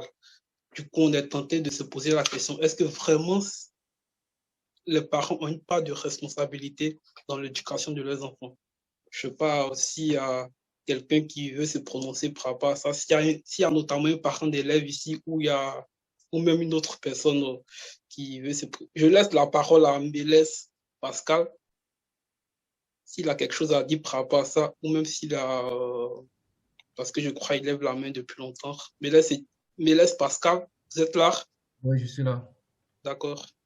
Bon, au fait, moi, quand vous rejetez la faute sur les parents d'élèves, je n'arrive pas à comprendre, en fait, parce que là, bon, si on parle du COJEPS comme ça, qui est à Abidjan, comme il y a un frère qui a parlé de la politique, bon. Par exemple, comme ça, quand vous prenez déjà le ministre de l'enseignement supérieur actuel, c'est un professeur qui a enseigné à l'université de Cocody là-bas, a dit il y a longtemps. Et moi-même, étant aussi en licence 1, il m'a enseigné. Donc, du coup, il connaît bien les réalités. Donc, aujourd'hui, normalement, comme il est ministre, moi, je pense qu'il a tous les atouts pour pouvoir développer le système éducatif qu'on appelle ivoirien. Mais la politique a tellement dominé qu'aujourd'hui, même le parent même de l'élève, bon, par exemple, un parent déjà qui n'a pas été à l'école, comment est-ce que vous voulez qu'il participe à l'éducation de son enfant? Ouais. Tu vois? Aussi, COJEPS, qu'on dit COJEPS et autres, là, ils sont là, ça c'est mon avis, hein, ça c'est mon avis personnel, ils sont là juste, allez-y, ouais. juste comme on appelle ça, pour de l'argent, combien ils vont gagner, voilà, c'est tout ce qui les intéresse. Aujourd'hui, la FESI même qui habite à l'université de Cocody, même qui lutte aussi là, en réalité aussi, ce n'est pas aussi une FESI qui est là pour vraiment l'éducation des étudiants, non. Ils sont aussi juste là pour les gains, en fait. Donc aujourd'hui, je pense qu'il n'y a pas d'objectif, en fait, dans le système éducatif. Il n'y a pas d'objectif. Donc du coup, les gens veulent seulement occuper des places pour avoir, comment on appelle ça, de l'argent, en fait. Même aujourd'hui, tous les doyens même des UFR qui sont là, quand tu revendiques, non, il y a tel président qui a dit non, voici ce qu'on doit faire. Et même des marqueurs, même, on ne peut pas voir. Maintenant, comment est-ce qu'un parent peut intervenir, comment on appelle ça, dans ça, en fait. Donc, moi, je pense que les parents, comment on appelle ça, n'ont rien à voir, en fait. D'accord. Voilà. Ok. D'accord, il n'y a pas de souci. En fait, si je veux, excuse-moi, Riman, si je veux lire. C'est possible. En fait, j'ai reçu une question très, très importante aussi qui est directement adressée au professeur. Non, mais excuse-moi, Riman, je reviendrai vers toi rapidement. En fait, c'était juste pour intervenir par rapport à l'intervention de mon frère. Il a dit tout à l'heure que si le parent n'a pas été à l'école, bon, moi, pour ma part, je pense que même si le parent n'a pas été à l'école, il peut, un temps soit peu, mettre en fait des techniques en place pour inciter l'enfant à s'intéresser à l'école. Moi, je prends mon exemple en classe de CE2 ou CP2, je crois. Je ne voulais pas du tout aller à l'école. Du coup, en fait, les résultats, je crois, du premier trimestre, un truc comme ça, étaient très médiocres à mon niveau. Et mon petit frère avait de très bonnes notes. Du coup, qu'est-ce que ma mère a fait? Elle a organisé une fête. Et elle lui a donné des cadeaux. Les gens sont venus le saluer, le féliciter. Moi, étant un grand frère, j'ai eu honte. Il dit non, je ne peux pas accepter ça. Du coup, quand l'année a suivi, en fait, je l'ai totalement dépassé parce que pour moi, c'était une honte. Et aujourd'hui, je suis allé très loin dans les études par rapport à lui. Pourquoi? Parce qu'elle a su mettre quelque chose en place, même si elle n'est pas allée très loin à l'école. Donc, ce n'est pas forcément un parent qui est allé à l'école, mais trouver des systèmes éducatifs ou trouver des choses à mettre en place, etc., pour booster, en fait, l'enfant, pour inciter l'enfant à s'intéresser à ses études. Peut-être que tu es un parent, tu n'as pas les capacités d'aider l'enfant, mais tu peux pousser l'enfant, aider l'enfant, l'inciter à s'intéresser à ses études, en fait. Et selon le rapport, l'effet famille, parce que le rapport, il y a plusieurs effets. Il y a l'effet école, en termes de matériel qui est disponible. Il y a l'effet élève, c'est-à-dire si l'élève est proche de l'école ou pas, sa nationalité. Non, si l'élève est proche de son lieu d'habitation ou pas, ses caractéristiques personnelles, ça compte à hauteur de 5% en termes de performance éducative. Il y a l'effet maître, si le maître est performant ou pas, ça compte à hauteur de 37% dans la performance. Il y a l'effet famille qui compte autour de 36%. Donc, la famille a un rôle à jouer. Vu le pourcentage, en fait.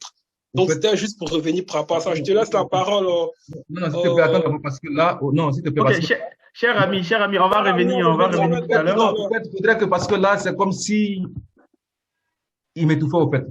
Parce que là, du coup, vous dites non, que c'est comment on appelle ça, les parents, alors que tout à l'heure même, le professeur même a bien dit qu'aujourd'hui, les 90% de budget, comment on appelle ça, sont réservés, comment on appelle ça, aux salariés, au fait. Maintenant, un parent. On ne dit pas, excuse-moi, frère, on ne dit pas en fait que c'est incombe totalement aux parents, mais on dit le parent a une part de responsabilité. Tout le monde a sa part à jouer, mais dit que ce qui est essentiel ici, ce qui est essentiel, c'est au niveau même de l'État ou bien des enseignants en route. D'accord. D'ailleurs, c'est très intéressant de le rappeler, cher ami, aussi, je vois que le niveau des responsabilités des parents dans l'éducation de leurs enfants intrigue, cristallise le débat, c'est très intéressant. Cependant, on va passer à une question très intéressante, en fait, qui, partant de l'intervention du professeur Baloubi, donc la question est directement adressée au professeur Baloubi. Professeur, comment expliquer ce manque de volonté politique de l'État? Est-ce que ce n'est pas finalement, on se demande si ce manque de volonté n'est pas réellement dû à la pluralité des universités privées, des acteurs privés qui investissent activement dans l'éducation? Cela ne décourage-t-il pas l'État, en quelque sorte, à se désengager de sa responsabilité en la matière? À vous, professeur. Merci. Permettez que je parle un peu de la question des parents d'élèves. Ça va être très rapide. C'est vrai que les parents d'élèves ont une responsabilité, hein, mais si vous voulez, le pilotage du système incombe à l'État. Et c'est à l'État d'associer justement les parents d'élèves à la question de l'école. Il faut qu'on les associe. C'est-à-dire, même sans être instruit, sans être allé à l'école, un parent d'élève peut suivre l'éducation de son enfant. Parce que l'éducation, je l'ai dit en introduction, ce n'est pas que l'instruction. L'éducation, il y a un aspect moral aussi. C'est-à-dire comment est-ce que l'enfant vit dans la cellule. La cellule familiale, c'est la première cellule de la société. Si l'enfant n'est pas éduqué déjà culturellement, ça va avoir forcément un impact quand il va intégrer le système éducatif. Donc, les parents ont un rôle, mais il faut que ceux qui gèrent le système éducatif associent effectivement les parents d'élèves. Moi, je prends le cas de l'université. Moi, je n'ai jamais vu à un conseil d'université ou à un conseil d'UFR un représentant des parents d'étudiants. Il n'y en a pas. Peut-être qu'il y en a maintenant, mais il n'y en a pas. Il n'y en avait pas. Or, il doit pouvoir être là. C'est-à-dire, quand l'UFR fait le bilan, le parent d'élève peut donner son point de vue sur la façon dont il voit. Même s'il n'est pas allé à l'école, il a quand même son point de vue à donner. Donc, c'est l'État qui doit mettre justement ce mécanisme en place pour que le parent d'élève participe effectivement au système, à la gestion du système éducatif. Parce que quand le parent d'élève intervient, il peut informer l'administration ou les gestionnaires du système sur l'environnement de l'enfant qui est le sien. Pourquoi, par exemple, l'enfant n'est pas performant? Et tout ça, c'est des choses à mettre en place. Et c'est pour ça que je dis souvent que l'État a une responsabilité, parce que c'est l'État qui a la gestion des affaires publiques de l'État. Parce que le parent d'élève, il a beau suivre son enfant, si l'environnement scolaire n'est pas bon, ça peut jouer sur la performance, vice-versa. Même si l'environnement est bon, que l'enfant, comme quelqu'un l'a dit tout à l'heure, si il doit prendre le bus à 3 heures du matin pour espérer arriver à l'université ou à l'école à 8 heures, c'est un problème. Et puis, quelqu'un a parlé des enseignants. Moi, je suis d'accord avec vous qu'il faut évaluer les enseignants. D'ailleurs, dans le système canadien, on évalue et les enseignants et les enseignements. Donc, c'est pour ça que moi, j'insiste sur la responsabilité de ceux qui ont en charge la gestion des affaires de l'État. Est-ce que ce n'est pas parce qu'il y a des établissements privés? Non, mais il faut prendre le problème à l'inverse. Pourquoi il y a beaucoup d'établissements privés? C'est l'État qui donne aussi l'agrément. C'est l'État qui donne l'agrément. Parce que pour qu'un privé puisse, dans un État organisé, pour qu'un privé puisse ouvrir un établissement d'enseignement secondaire et supérieur, il y a toute une procédure. Il y a toute une procédure. On évalue le dossier. Concernant les établissements supérieurs, par exemple, dans la procédure, l'établissement doit avoir l'agrément d'une université publique. Bon, il se trouve que souvent, enfin pas souvent, il y a eu des cas où on a été nous-mêmes un peu légers sur l'appréciation des dossiers, si bien que certains ouvrent des établissements et disent qu'il a une école d'informatique. Et le jour où on doit évaluer l'établissement, il y a des ordinateurs. Mais en fait, les ordinateurs, le chef d'établissement les a empruntés à quelqu'un juste pour la cause, juste parce qu'il y a une inspection. Après ça, il n'y a plus d'ordinateur.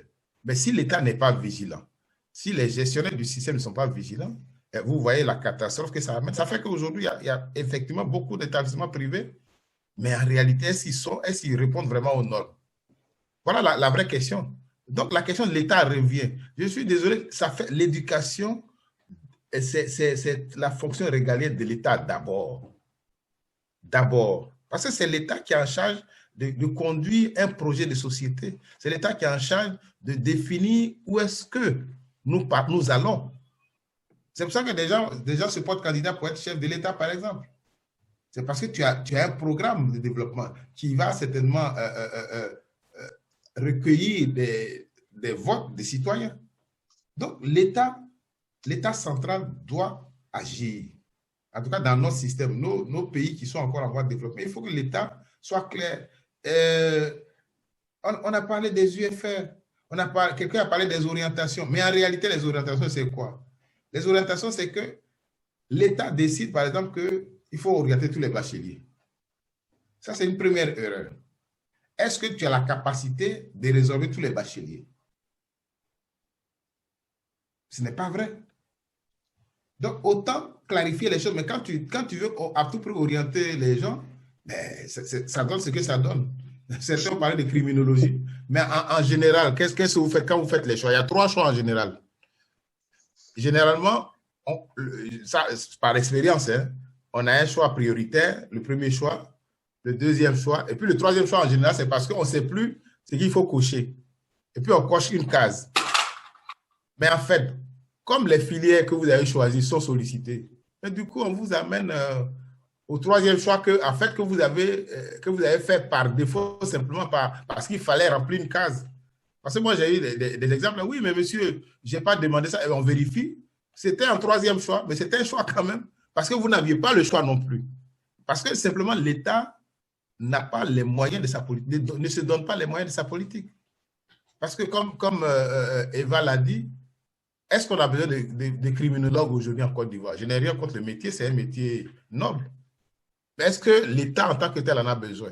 Ou est-ce que simplement on forme la personne pour qu'elle-même puisse s'intégrer? Mais dans ce cas-là, il faut que l'État crée l'environnement pour que, si je n'ai pas envie d'aller à l'université, que je puisse quand même m'insérer dans le tissu économique de mon pays de développement. Si je n'ai pas envie d'enseigner, ben, j'ai le choix d'aller ailleurs, de faire autre chose. Mais ça, si l'environnement n'existe pas, évidemment, tout le monde va se ruer vers une formation parce que, bon, là, tout le monde y va et puis, bon, c'est la seule possibilité qui reste. Non. Donc, quoi qu'on fasse, l'État, le rôle de l'État est central dans la chose. Moi, je dis que, ma lutte depuis toujours, depuis le syndicalisme, je dis qu'il faut qu'on arrive à créer dans nos pays africains en général un environnement propice à l'épanouissement de chacun. C'est-à-dire que quelqu'un veut faire un business, l'environnement existe, c'est sécurisé. Quand tu mets ton argent dans une affaire, tu es sûr que ça va marcher parce que les règles sont respectées, parce que les gens respectent leurs devoirs et leurs droits et leurs devoirs. Mais si tu crées une entreprise que quelqu'un la ferme parce qu'elle simplement a le pouvoir politique en ce moment, c'est un problème. Donc, c'est vers cette société-là qu'on doit tendre, c'est-à-dire créer un environnement de liberté où chacun, selon son choix, selon sa formation, puisse s'intégrer. Moi, je ne suis même pas pour le fait qu'on dise, bon, il faut qu'on ne peut pas créer des emplois à tout le monde, mais on peut donner les moyens à chacun de créer son emploi ou bien de s'intégrer dans la société. D'accord, professeur. On a retenu, en tout cas, vous avez beaucoup insisté sur la responsabilité de l'État, voilà, qui est le premier garant de l'éducation. On a bien noté. On va passer la parole, par contre, au président Ghislain, et ensuite, on reviendra à Yao Maurice avant de conclure, parce qu'il nous reste plus assez de temps. Malheureusement, le débat est passionnant, mais on n'a pas de choix. Président, on vous écoute.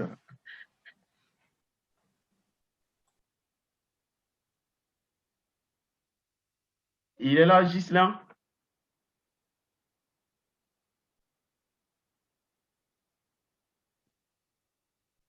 Je crois qu'il n'est pas... On l'entend pas, Président. Ouais. Président, tu es là? Bon, Yao Maurice, tu peux prendre la parole et après, voilà, le temps que le président nous rejoigne. D'accord, merci. Merci de m'avoir donné la parole. Ça fait, depuis le début, j'insiste. Mais bon, c'est pas grave. Je suppose qu'il y a assez de personnes. En fait, j'avais voulu qu'on puisse circonscrire le débat parce que selon le thème que j'avais vu, je pense que ça devait parler de l'éducation nationale. Et là, je vois que tantôt on parle de l'enseignement supérieur, tantôt on parle de l'éducation nationale. Je pense que j'avais voulu intervenir plus tôt pour qu'on puisse circonscrire le débat parce que aller tantôt à l'enseignement supérieur et revenir au niveau de l'éducation nationale, ça faisait beaucoup. C'est pour cela. Je m'excuse, je ne sais pas pour te couper, mais moi, à mon sens, dans mon entendement, l'éducation nationale, c'est tout cet ensemble, en fait.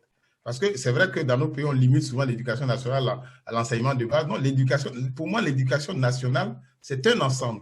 C'est depuis la maternelle jusqu'au supérieur. Même si souvent, on ne sait pas les ministères, mais en réalité, l'éducation nationale, c'est ça. Pour moi. C'est vraiment comme ça que moi, je conçois la chose. Vas-y. D'accord, professeur. Donc, relativement au rapport du PASEC sur lequel nous devons intervenir, si j'ai bien vu le sujet, bon, je pense que ça portait sur le primaire et le secondaire. Bon, pour revenir à votre intervention juste au début, contrairement à ce que vous avez dit, que la Côte d'Ivoire a maintenu le système éducatif des colons. Moi, je pensais plutôt qu'on a essayé d'ivoiriser, mais c'est ce changement intempestif-là qui fait qu'aujourd'hui, notre système est un peu défaillant parce que, bon, si je me souviens bien, au début de l'année, il y a eu un débat autour du changement des livres qui comportait trop de fautes parce qu'à tout moment, à force de vouloir changer, d'actualiser et autres, et est-ce que, professeur, vous ne pensez pas que c'est cette actualisation qu'on veut faire qui déstabilise le niveau? C'est la question que j'avais voulu poser. D'accord. Mais moi, ma question se pose plutôt au primaire ou au secondaire. D'accord. Bah, je pense que le professeur a précisé dans ses propos au début, dans ses propos liminaires, que lui, il prenait en compte d'ailleurs tout le système et en tant que spécialiste de la question, surtout ayant eu des expériences au secrétariat général de l'université de Cocody. Donc, je pense que c'est fort de son expérience qu'il a inclus le système, l'enseignement supérieur également. Mais est-ce que, avant que le professeur ne réponde à votre question, est-ce que le président est là, Ghislain? On attend votre intervention, mais on ne vous reçoit pas depuis un moment. Alors, veuillez m'excuser, hein, parce que, effectivement, tout à l'heure, je parlais, mais le micro était coupé, je ne m'en rendais pas compte, en fait. D'accord. Voilà. Alors, moi, j'apprécie beaucoup les échanges qui ont lieu et c'est un échange ouvert, comme l'espérait, je pense, le professeur Baloubi. Moi, j'ai vraiment une question. J'ai connu le système éducatif ivoirien, on va dire, jusqu'au CM2. Après le CM2, je suis venu en Europe. Donc, pour tout ce qui concerne le secondaire et les études supérieures, je n'ai pas d'avis. Je ne peux avoir que le retour que font les membres de l'association qui arrivent en France par le système de Campus France. J'ai une question à adresser aux professeurs et peut-être aussi à tout un chacun qui participe. Depuis en 2018, le nombre d'étudiants ivoiriens dans le système d'enseignement supérieur en France était de 8 981. Ça veut dire qu'on avait 8 981 étudiants, ce sont des données de Campus France en 2018, qui suivaient des études supérieures en France. Par rapport à... on était les deuxièmes, les deuxièmes en termes de nationalité d'Afrique subsaharienne, puisque les Sénégalais étaient devant nous, ils étaient environ 10 000, et ensuite il y avait les Maghrébins qui étaient beaucoup plus nombreux. En 2019, le nombre de demandants d'étudiants ivoiriens pour venir en Europe avait tellement explosé que Campus France ne parvenait plus à faire des entretiens. Donc, du coup, ils avaient suspendu les entretiens. La situation du Covid a été que, malheureusement, les statistiques n'ont pas été données, mais certainement, on avait un nombre encore plus important d'Ivoiriens scolarisés dans les universités françaises. Alors, on dit 8 981 pour 2018 en France, mais il y a dans d'autres pays européens également et sur d'autres continents. Ma question est de savoir, qu'est-ce qui fait que les étudiants ivoiriens, à un certain moment donné, décident de partir en masse vers d'autres cieux pour venir poursuivre leurs études? Est-ce que ce n'est pas là justement ce qui témoigne de la qualité du système éducatif ou de l'enseignement supérieur ivoirien, dans lequel les Ivoiriens eux-mêmes ne se retrouvent plus et préfèrent partir ailleurs pour acquérir une formation qu'ils estiment meilleure pour leur avenir? Voilà, moi, c'est la question que je voudrais poser au professeur. Comment cela se fait-il? Et du temps où il était secrétaire général de l'université, il a été posé la question de savoir s'il y avait eu des groupes de travail qui avaient été mis en place. Il a répondu par l'affirmative. Mais est-ce qu'il y a eu, moi je vais aller plus loin, est-ce qu'il y a eu des groupes de travail qui ont été mis en place justement pour pallier aux carences existantes où les professeurs et les dirigeants de l'université apparemment avaient conscience de cela? Et pourquoi est-ce que les propositions qui ont été faites, ces propositions n'ont pas été suivies, soit par le ministère de l'Éducation nationale, voire carrément plus haut par l'État? Je vous remercie.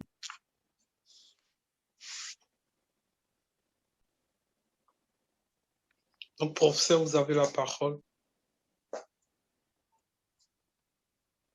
On ne vous entend pas, professeur. Le micro, votre micro. Oui, excusez-moi, j'avais coupé le micro. Oui, avant de répondre au président, je vais répondre un peu à... C'est Maurice, c'est ça? Avant le président, c'est Maurice qui a fait son intervention. Yao Maurice, c'est lui. Yao Maurice. Oui, il parlait de changement intempestif. Non, je veux dire, oui, dans le cas présent, c'est intempestif, mais en réalité, comme je l'ai dit, le système dont on a hérité, le système colonial, en ce qui concerne notre pays, c'était former des cadres pour l'administration. Mais j'ai précisé également que même quand on a fait ça, entre les années 70 et 80, les premiers conseillers de tous nos ministères, encore, je dis bien tous en ce temps-là, c'était tous des coopérants. C'est-à-dire qu'en réalité, ils ne nous ont pas lâchés. C'est-à-dire que la politique éducative était toujours dictée de l'extérieur, même jusqu'à l'université. Donc, en soi, on n'a pas créé l'école. Ce que j'appelle l'école adaptée, c'est-à-dire qu'on a quand même des réalités. On a une culture. Si vous prenez l'enseignement de base, l'éducation de base en France, ils ont ce qu'ils appellent un socle de compétences et de connaissances. C'est-à-dire qu'il y a des valeurs. Il y a des valeurs qu'ils définissent pour la formation de base. Il y a des valeurs liées à la France, ce qui est normal. Mais nous, en général, et ça continue, c'est-à-dire on calque toujours les choses. Parce que, comme on l'a dit, quand tu formes, j'ai dit n'importe quoi, tu formes 2000 étudiants en criminologie par an. Enfin, quand 2000 étudiants sortent de la criminologie par an, c'est pour faire quoi? Mais ça, on le définit en amont. C'est ça le vrai problème. Les autres choses, les erreurs que les gens ont commises, ça c'est normal. Mais quand vous mettez des gens qui n'ont pas non plus la compétence, ça ne peut que donner des résultats comme ça, écrire des livres qui sont bourrés de fautes. Mais ça, c'est parce qu'il y a un travail qui n'a pas été fait. Moi, personnellement, je ne suis même pas pour que chaque année, chacun fasse une réforme de l'éducation. Parce que l'éducation, ça engage une nation, ça engage une génération. Même ce pays-ci, la France où nous sommes, vous voyez bien les réformes qui ont lieu tous les 2 ans, ça donne quels résultats? Mais parce que chacun qui arrive veut réformer. Non, on ne réforme pas pour réformer. C'est quoi la doctrine de base? C'est d'abord ça.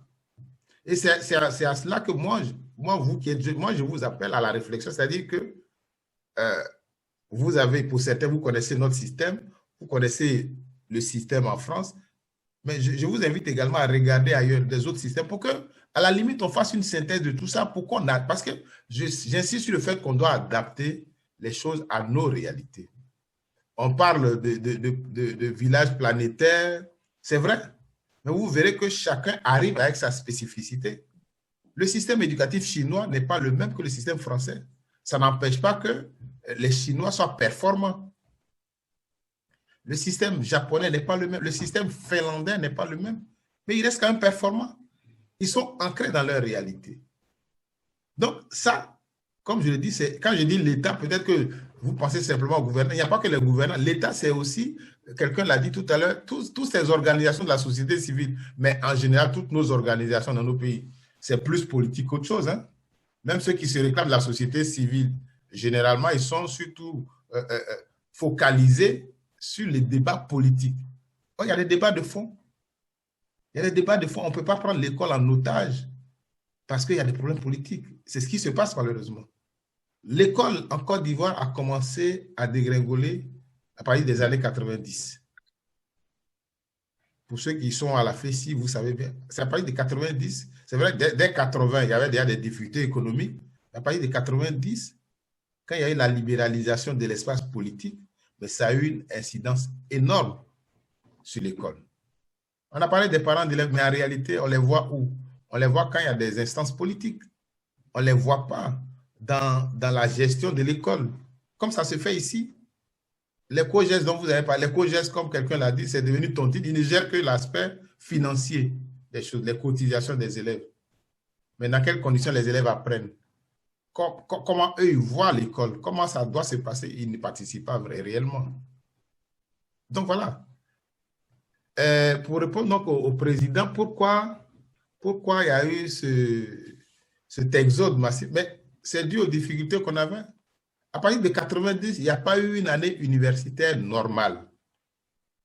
Il y a eu des moments où une année universitaire s'étalait sur 2 ou 3 années civiles.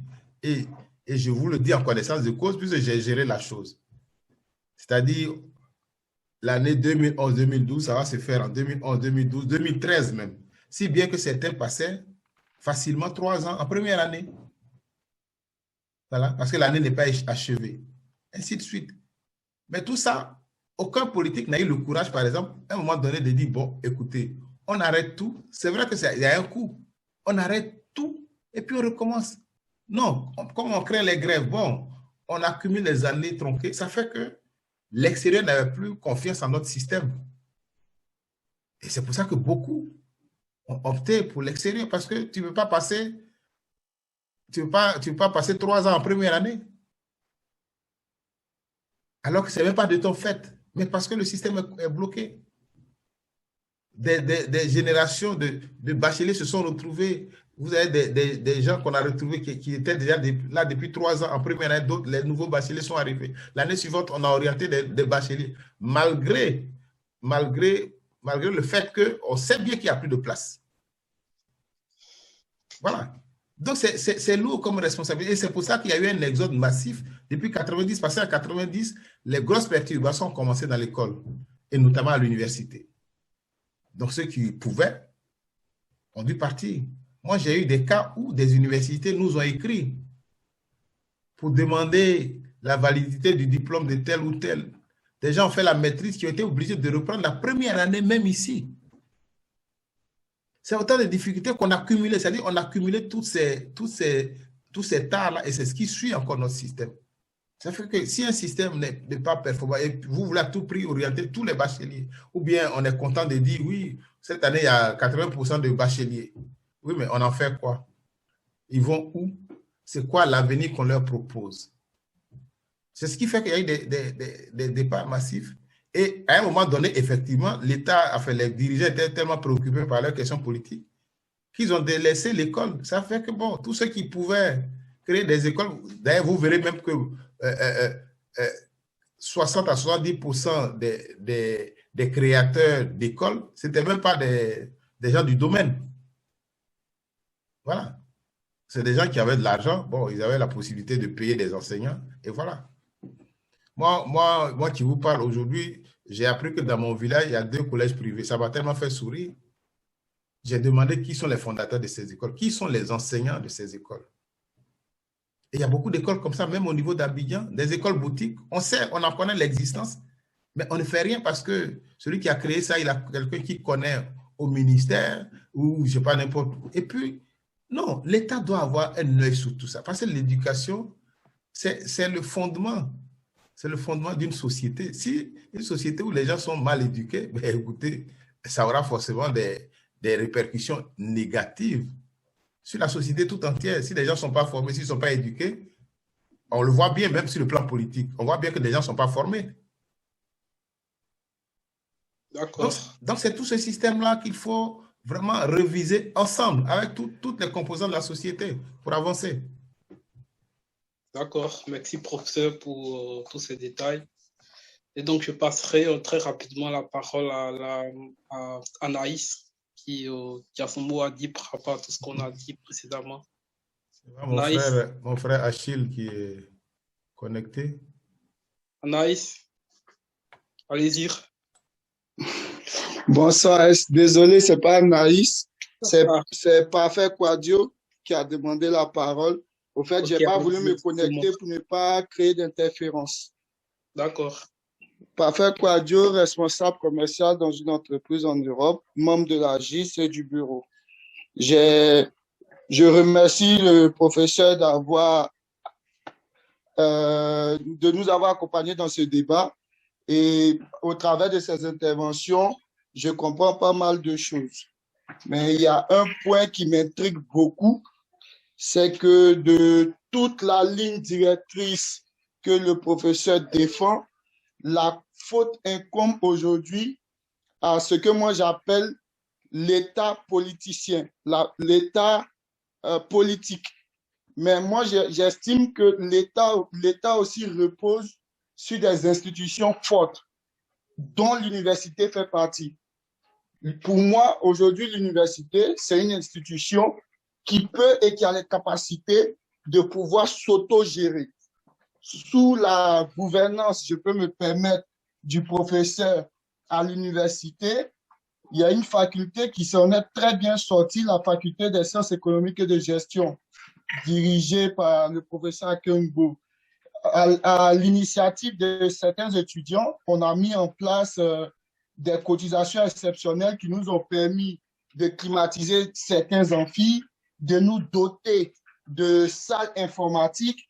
Et je pense que c'est des actions que l'université en elle-même pouvait pouvoir prendre pour pouvoir réformer le système, parce que je suis un peu pris au dépourvu quand on me dit que des universitaires, des sachants doivent remettre leur sort dans les mains d'une institution ou bien d'un appareil politique.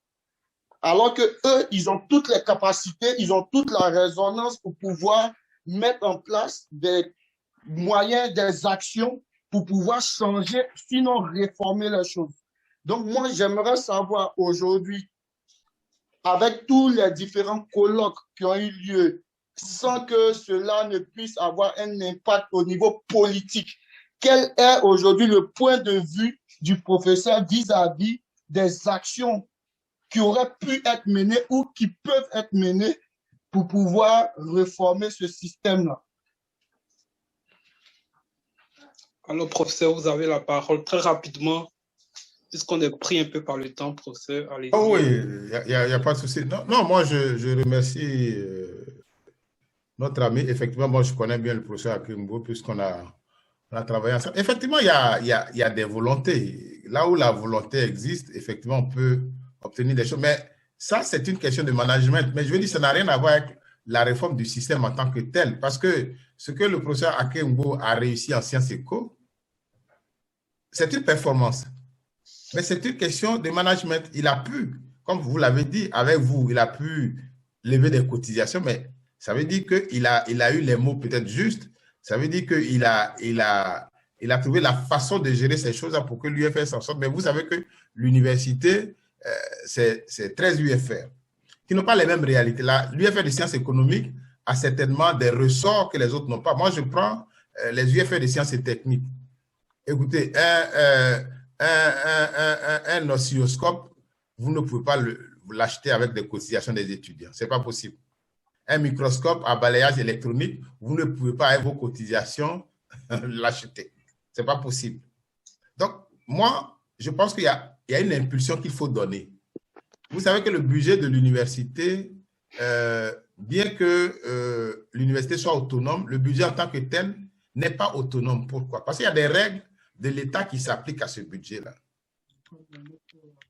Voilà. Dans certaines universités africaines, l'État donne le budget à l'université et l'université définit ses priorités.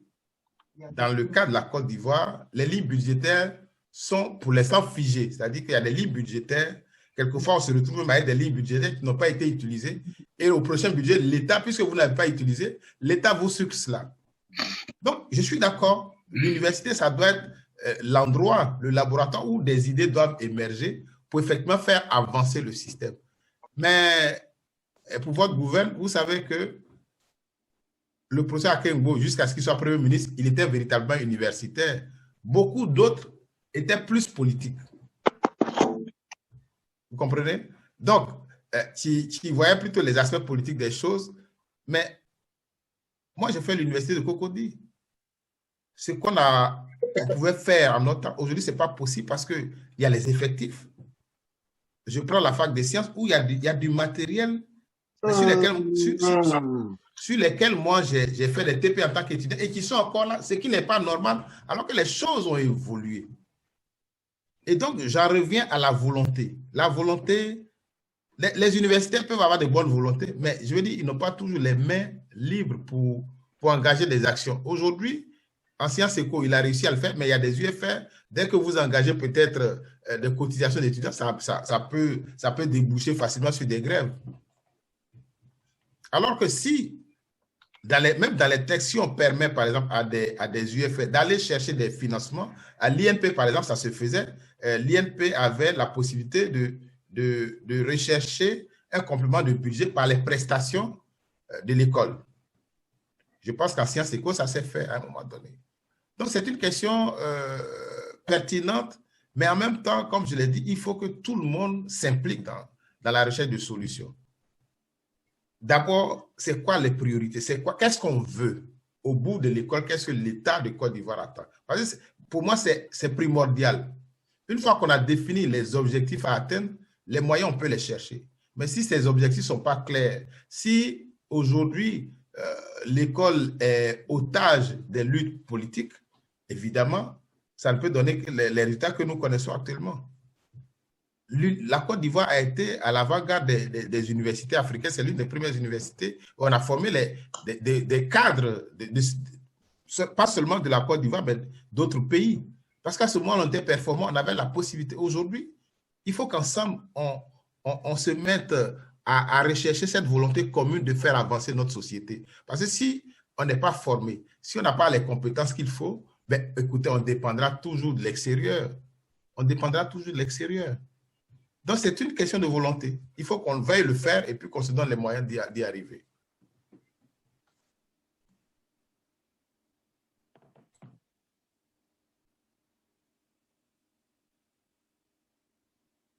D'accord, professeur. Bien noté, hein, toujours sur la question de la volonté de l'État et ensuite les moyens à mettre en place pour voilà, permettre de redynamiser le système et donner une belle vie à l'horizon peut-être 2050 ou 2030 à l'éducation ivoirienne. Avant, disons, de passer la parole au président pour le mot de fin, j'aimerais d'abord savoir s'il y a quelqu'un qui voilà, n'a pas pu intervenir, qui souhaiterait intervenir rapidement, voilà, avant de conclure et ensuite passer la parole au professeur. Je vois une main qui se lève là, M. Lalébi qui... D'accord, ah oui, d'accord. Donc, on vous écoute, M. Lalébi, bienvenue parmi nous.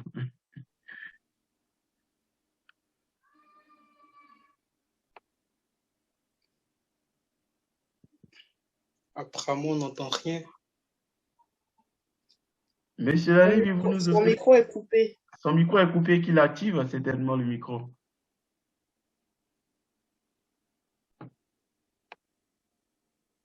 Oui, c'est bon là. D'accord. Vous m'entendez? Bienvenue parmi nous. Oui. Ouais. Oh, je n'ai pas grand-chose à dire. Je voulais saluer le jeune frère Jérôme pour lui dire que je suis revenu du village. Tout le monde l'attend là-bas. C'est un de nos grands cadres là. C'est tout ce que je voulais lui dire. Merci Achille, merci. Merci grand frère. Merci. D'accord, ok. C'est bien noté. Ça me fait plaisir de vous entendre aussi. Alors, bon, ben, cher François, je te laisse la parole. D'accord, merci Riemann. Du coup, moi, avant de conclure, j'ai une petite question, bon, à titre personnel, que j'aimerais poser au professeur. Voilà, une question beaucoup, bon, disons, d'actualité. Parce que toujours sur le rapport, M. Désiré Kofi, qui est le représentant de PACSEC Côte d'Ivoire, en fait, a déclaré que en fait, l'objectif du rapport n'était pas de faire un classement, parce qu'on entend tous en Côte d'Ivoire le classement, etc. Il dit que l'objectif du rapport n'était pas de faire un classement, et que selon ce rapport, bon, pour la petite information, la Côte d'Ivoire a participé 3 fois à ce test, en 2009, 2013, 2015 par là, et ensuite en 2019. Et on se rend compte que la performance en fait, du système éducatif ivoirien a évolué au cours de ces années. Du coup, lui, il s'est dit, on doit plutôt s'estimer heureux que la performance ait évolué, au lieu de comparer cette performance à ses voisins, aux autres pays en fait, de l'Afrique subsaharienne, pour juger négativement en fait, cette performance. Du coup, je suis tenté de vous poser la question de savoir, est-ce qu'il faut s'en tenir, est-ce qu'il faut regarder justement l'évolution de cette performance du système éducatif ivoirien en fonction des 3 rapports, ou comparer cette évolution par rapport aux autres pays, en fait. Pour lui, en fait, il faudrait se limiter à l'évolution du système et s'estimer heureux. Mais par contre, d'autres voulaient qu'on relativise avec d'autres pays. Donc, je ne sais pas si vous avez un mot à dire par rapport à ça, et puis après, on terminera la réunion. Oui, moi, le mot que je voulais donner, de toutes les façons, dans cette société ouverte, on ne peut Professeur, pas... profitez pour conclure en même temps. D'accord, ok. Merci. Je dirais que dans cette société ouverte, on ne peut pas avancer sans se comparer aux autres. Je veux dire, ce serait faire la politique de l'autruche. Sinon, le système éducatif, vous le comparez par rapport à quoi? La performance, elle est forcément relative. Ben, donc, évidemment, les gestionnaires actuels du système ont bon dos de dire non, on ne peut pas s'auto-satisfaire, non. C'est important d'en tenir compte. Je pense que c'est une alerte. C'est une alerte. Aujourd'hui, notre système se dégrade davantage dans beaucoup de domaines. Dans beaucoup de domaines. Il y a eu les effets de la crise, les effets de la guerre, des zones où l'école n'a pas fonctionné sur plusieurs années. Donc, il est important, effectivement, de nous comparer. Si on ne se compare pas, on ne peut pas avancer. Sinon, si on est dans l'autosatisfaction, on n'avancera pas. La preuve, c'est qu'aujourd'hui, comme le président l'a dit tout à l'heure, beaucoup d'Ivoiriens vont à l'extérieur, quelquefois même dans les pays limitrophes. Et moi, je trouve ça, je ne dis pas dégradant, mais c'est insultant pour un système qui a été quand même à la pointe des systèmes éducatifs en Afrique subsaharienne. La Côte d'Ivoire mérite mieux que ce qu'on a actuellement. Et donc, on doit se remettre en cause. On doit se comparer aux autres pour avancer. Parce que tout ce qu'on fait, je veux dire, on ne le fait pas en vase clos. On dépend. La preuve, c'est qu'on a, même le système éducatif est financé par l'aide au développement. Moi, mon sentiment personnel, c'est que ça ne doit pas se faire. Parce que la souveraineté dont nous parlons dépend aussi du niveau d'éducation que nous donnons à notre population. Parce que si on n'est pas capable de nous prendre en charge, mais on dépendra éternellement des autres. Donc, il est important de se comparer aux autres. Il est important donc que le ministère actuel ou bien les gouvernants actuels tiennent compte de ce rapport. Oui, parce qu'on doit se remettre en cause pour pouvoir améliorer les choses. Et c'est pour ça que nous nous battons. C'est pour ça que beaucoup ont fait des sacrifices pour que notre pays n'aille pas plus bas que ce qu'on connaît actuellement. Nous avons plutôt intérêt à relever les choses, à réformer les choses, à redéfinir nos priorités dans l'éducation pour que la Côte d'Ivoire avance. Donc, je voudrais simplement vous dire merci et puis vous dire que je suis disponible pour qu'on débatte. Comme je l'ai dit tantôt, le combat que nous menons, c'est aussi pour vous les jeunes. C'est vrai, beaucoup se lancent dans la politique, mais la politique, ce n'est rien d'autre que gérer les affaires de la cité. C'est-à-dire pour l'intérêt public. Et le premier pilier, c'est l'éducation. Le premier pilier, c'est l'éducation. Donc, on ne peut pas rester indifférent à la dégradation de ce système-là. Nous devons plutôt nous battre pour que les choses aillent mieux. Pour que, si quelqu'un n'est pas performant, ben, que chacun soit à sa place. Parce que la société pour laquelle nous nous battons, c'est une société libre, une société où chacun peut entreprendre, une société où chacun peut exercer librement, où chacun peut mettre en valeur les compétences qu'il a acquises. Voilà ce pourquoi nous nous battons, voilà ce pourquoi nous autres, nous sommes en exil, parce que nous voulons que les choses changent, que ça change dans le sens positif. C'est pour ça que moi, je suis disponible pour ce genre de débat, parce que je pense qu'il faut des débats. D'abord, tous les actes qu'on pose, ça part de la parole, de la réflexion et puis de la parole. Mais si on ne débat pas, on ne peut pas s'entendre. Parce que le système éducatif dont nous parlons, c'est pour nous tous, c'est pour toute la Côte d'Ivoire. Ce n'est pas pour un individu, fût-il président de la République. Voilà un peu ce que je tenais à dire. Je salue encore mon grand frère Achille et puis je salue toute votre association et vous dire que si vous avez besoin de moi, je serai toujours disponible. Merci à tous et puis bonne soirée. Merci, professeur. On est très honoré de vous avoir reçu et d'avoir partagé ce temps très, très riche et vraiment nourri d'idées aussi. Et au terme de ce débat, on aura retenu des mots très intéressants, des solutions selon l'intervention de chacun. Les mots qui sont revenus, couramment, on a volonté politique, mais aussi responsabilité et de la société civile des parents. La réforme du système sont des mécanismes en fait, nécessaires pour pouvoir redonner au système éducatif ivoirien son luxe d'entrain et ensuite lui permettre d'assurer sa place.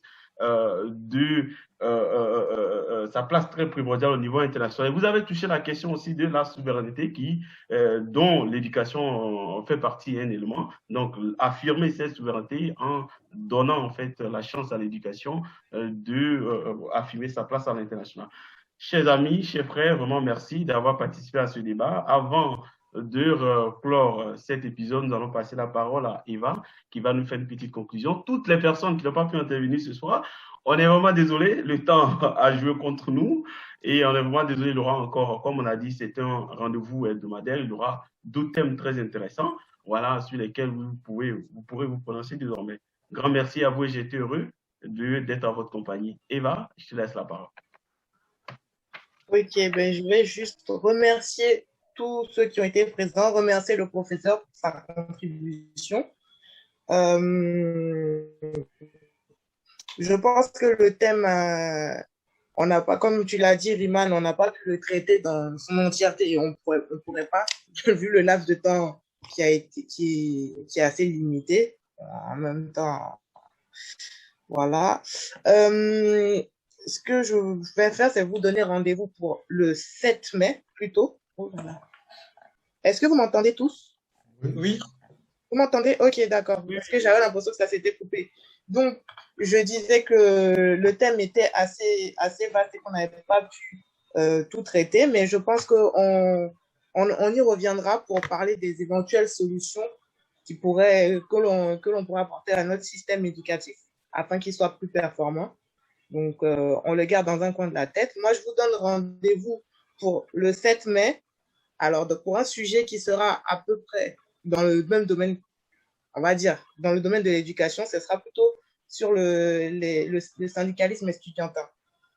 Parce que, bon, on a évoqué un peu la FESI, qui est une organisation, on va dire, étudiante qui est assez connue.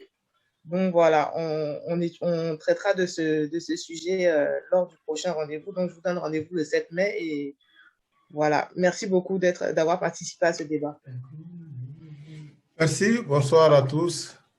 Bonsoir. Merci. Au revoir les amis. Merci en tout cas. Grand merci. Et rendez-vous la prochaine fois. Portez-vous bien.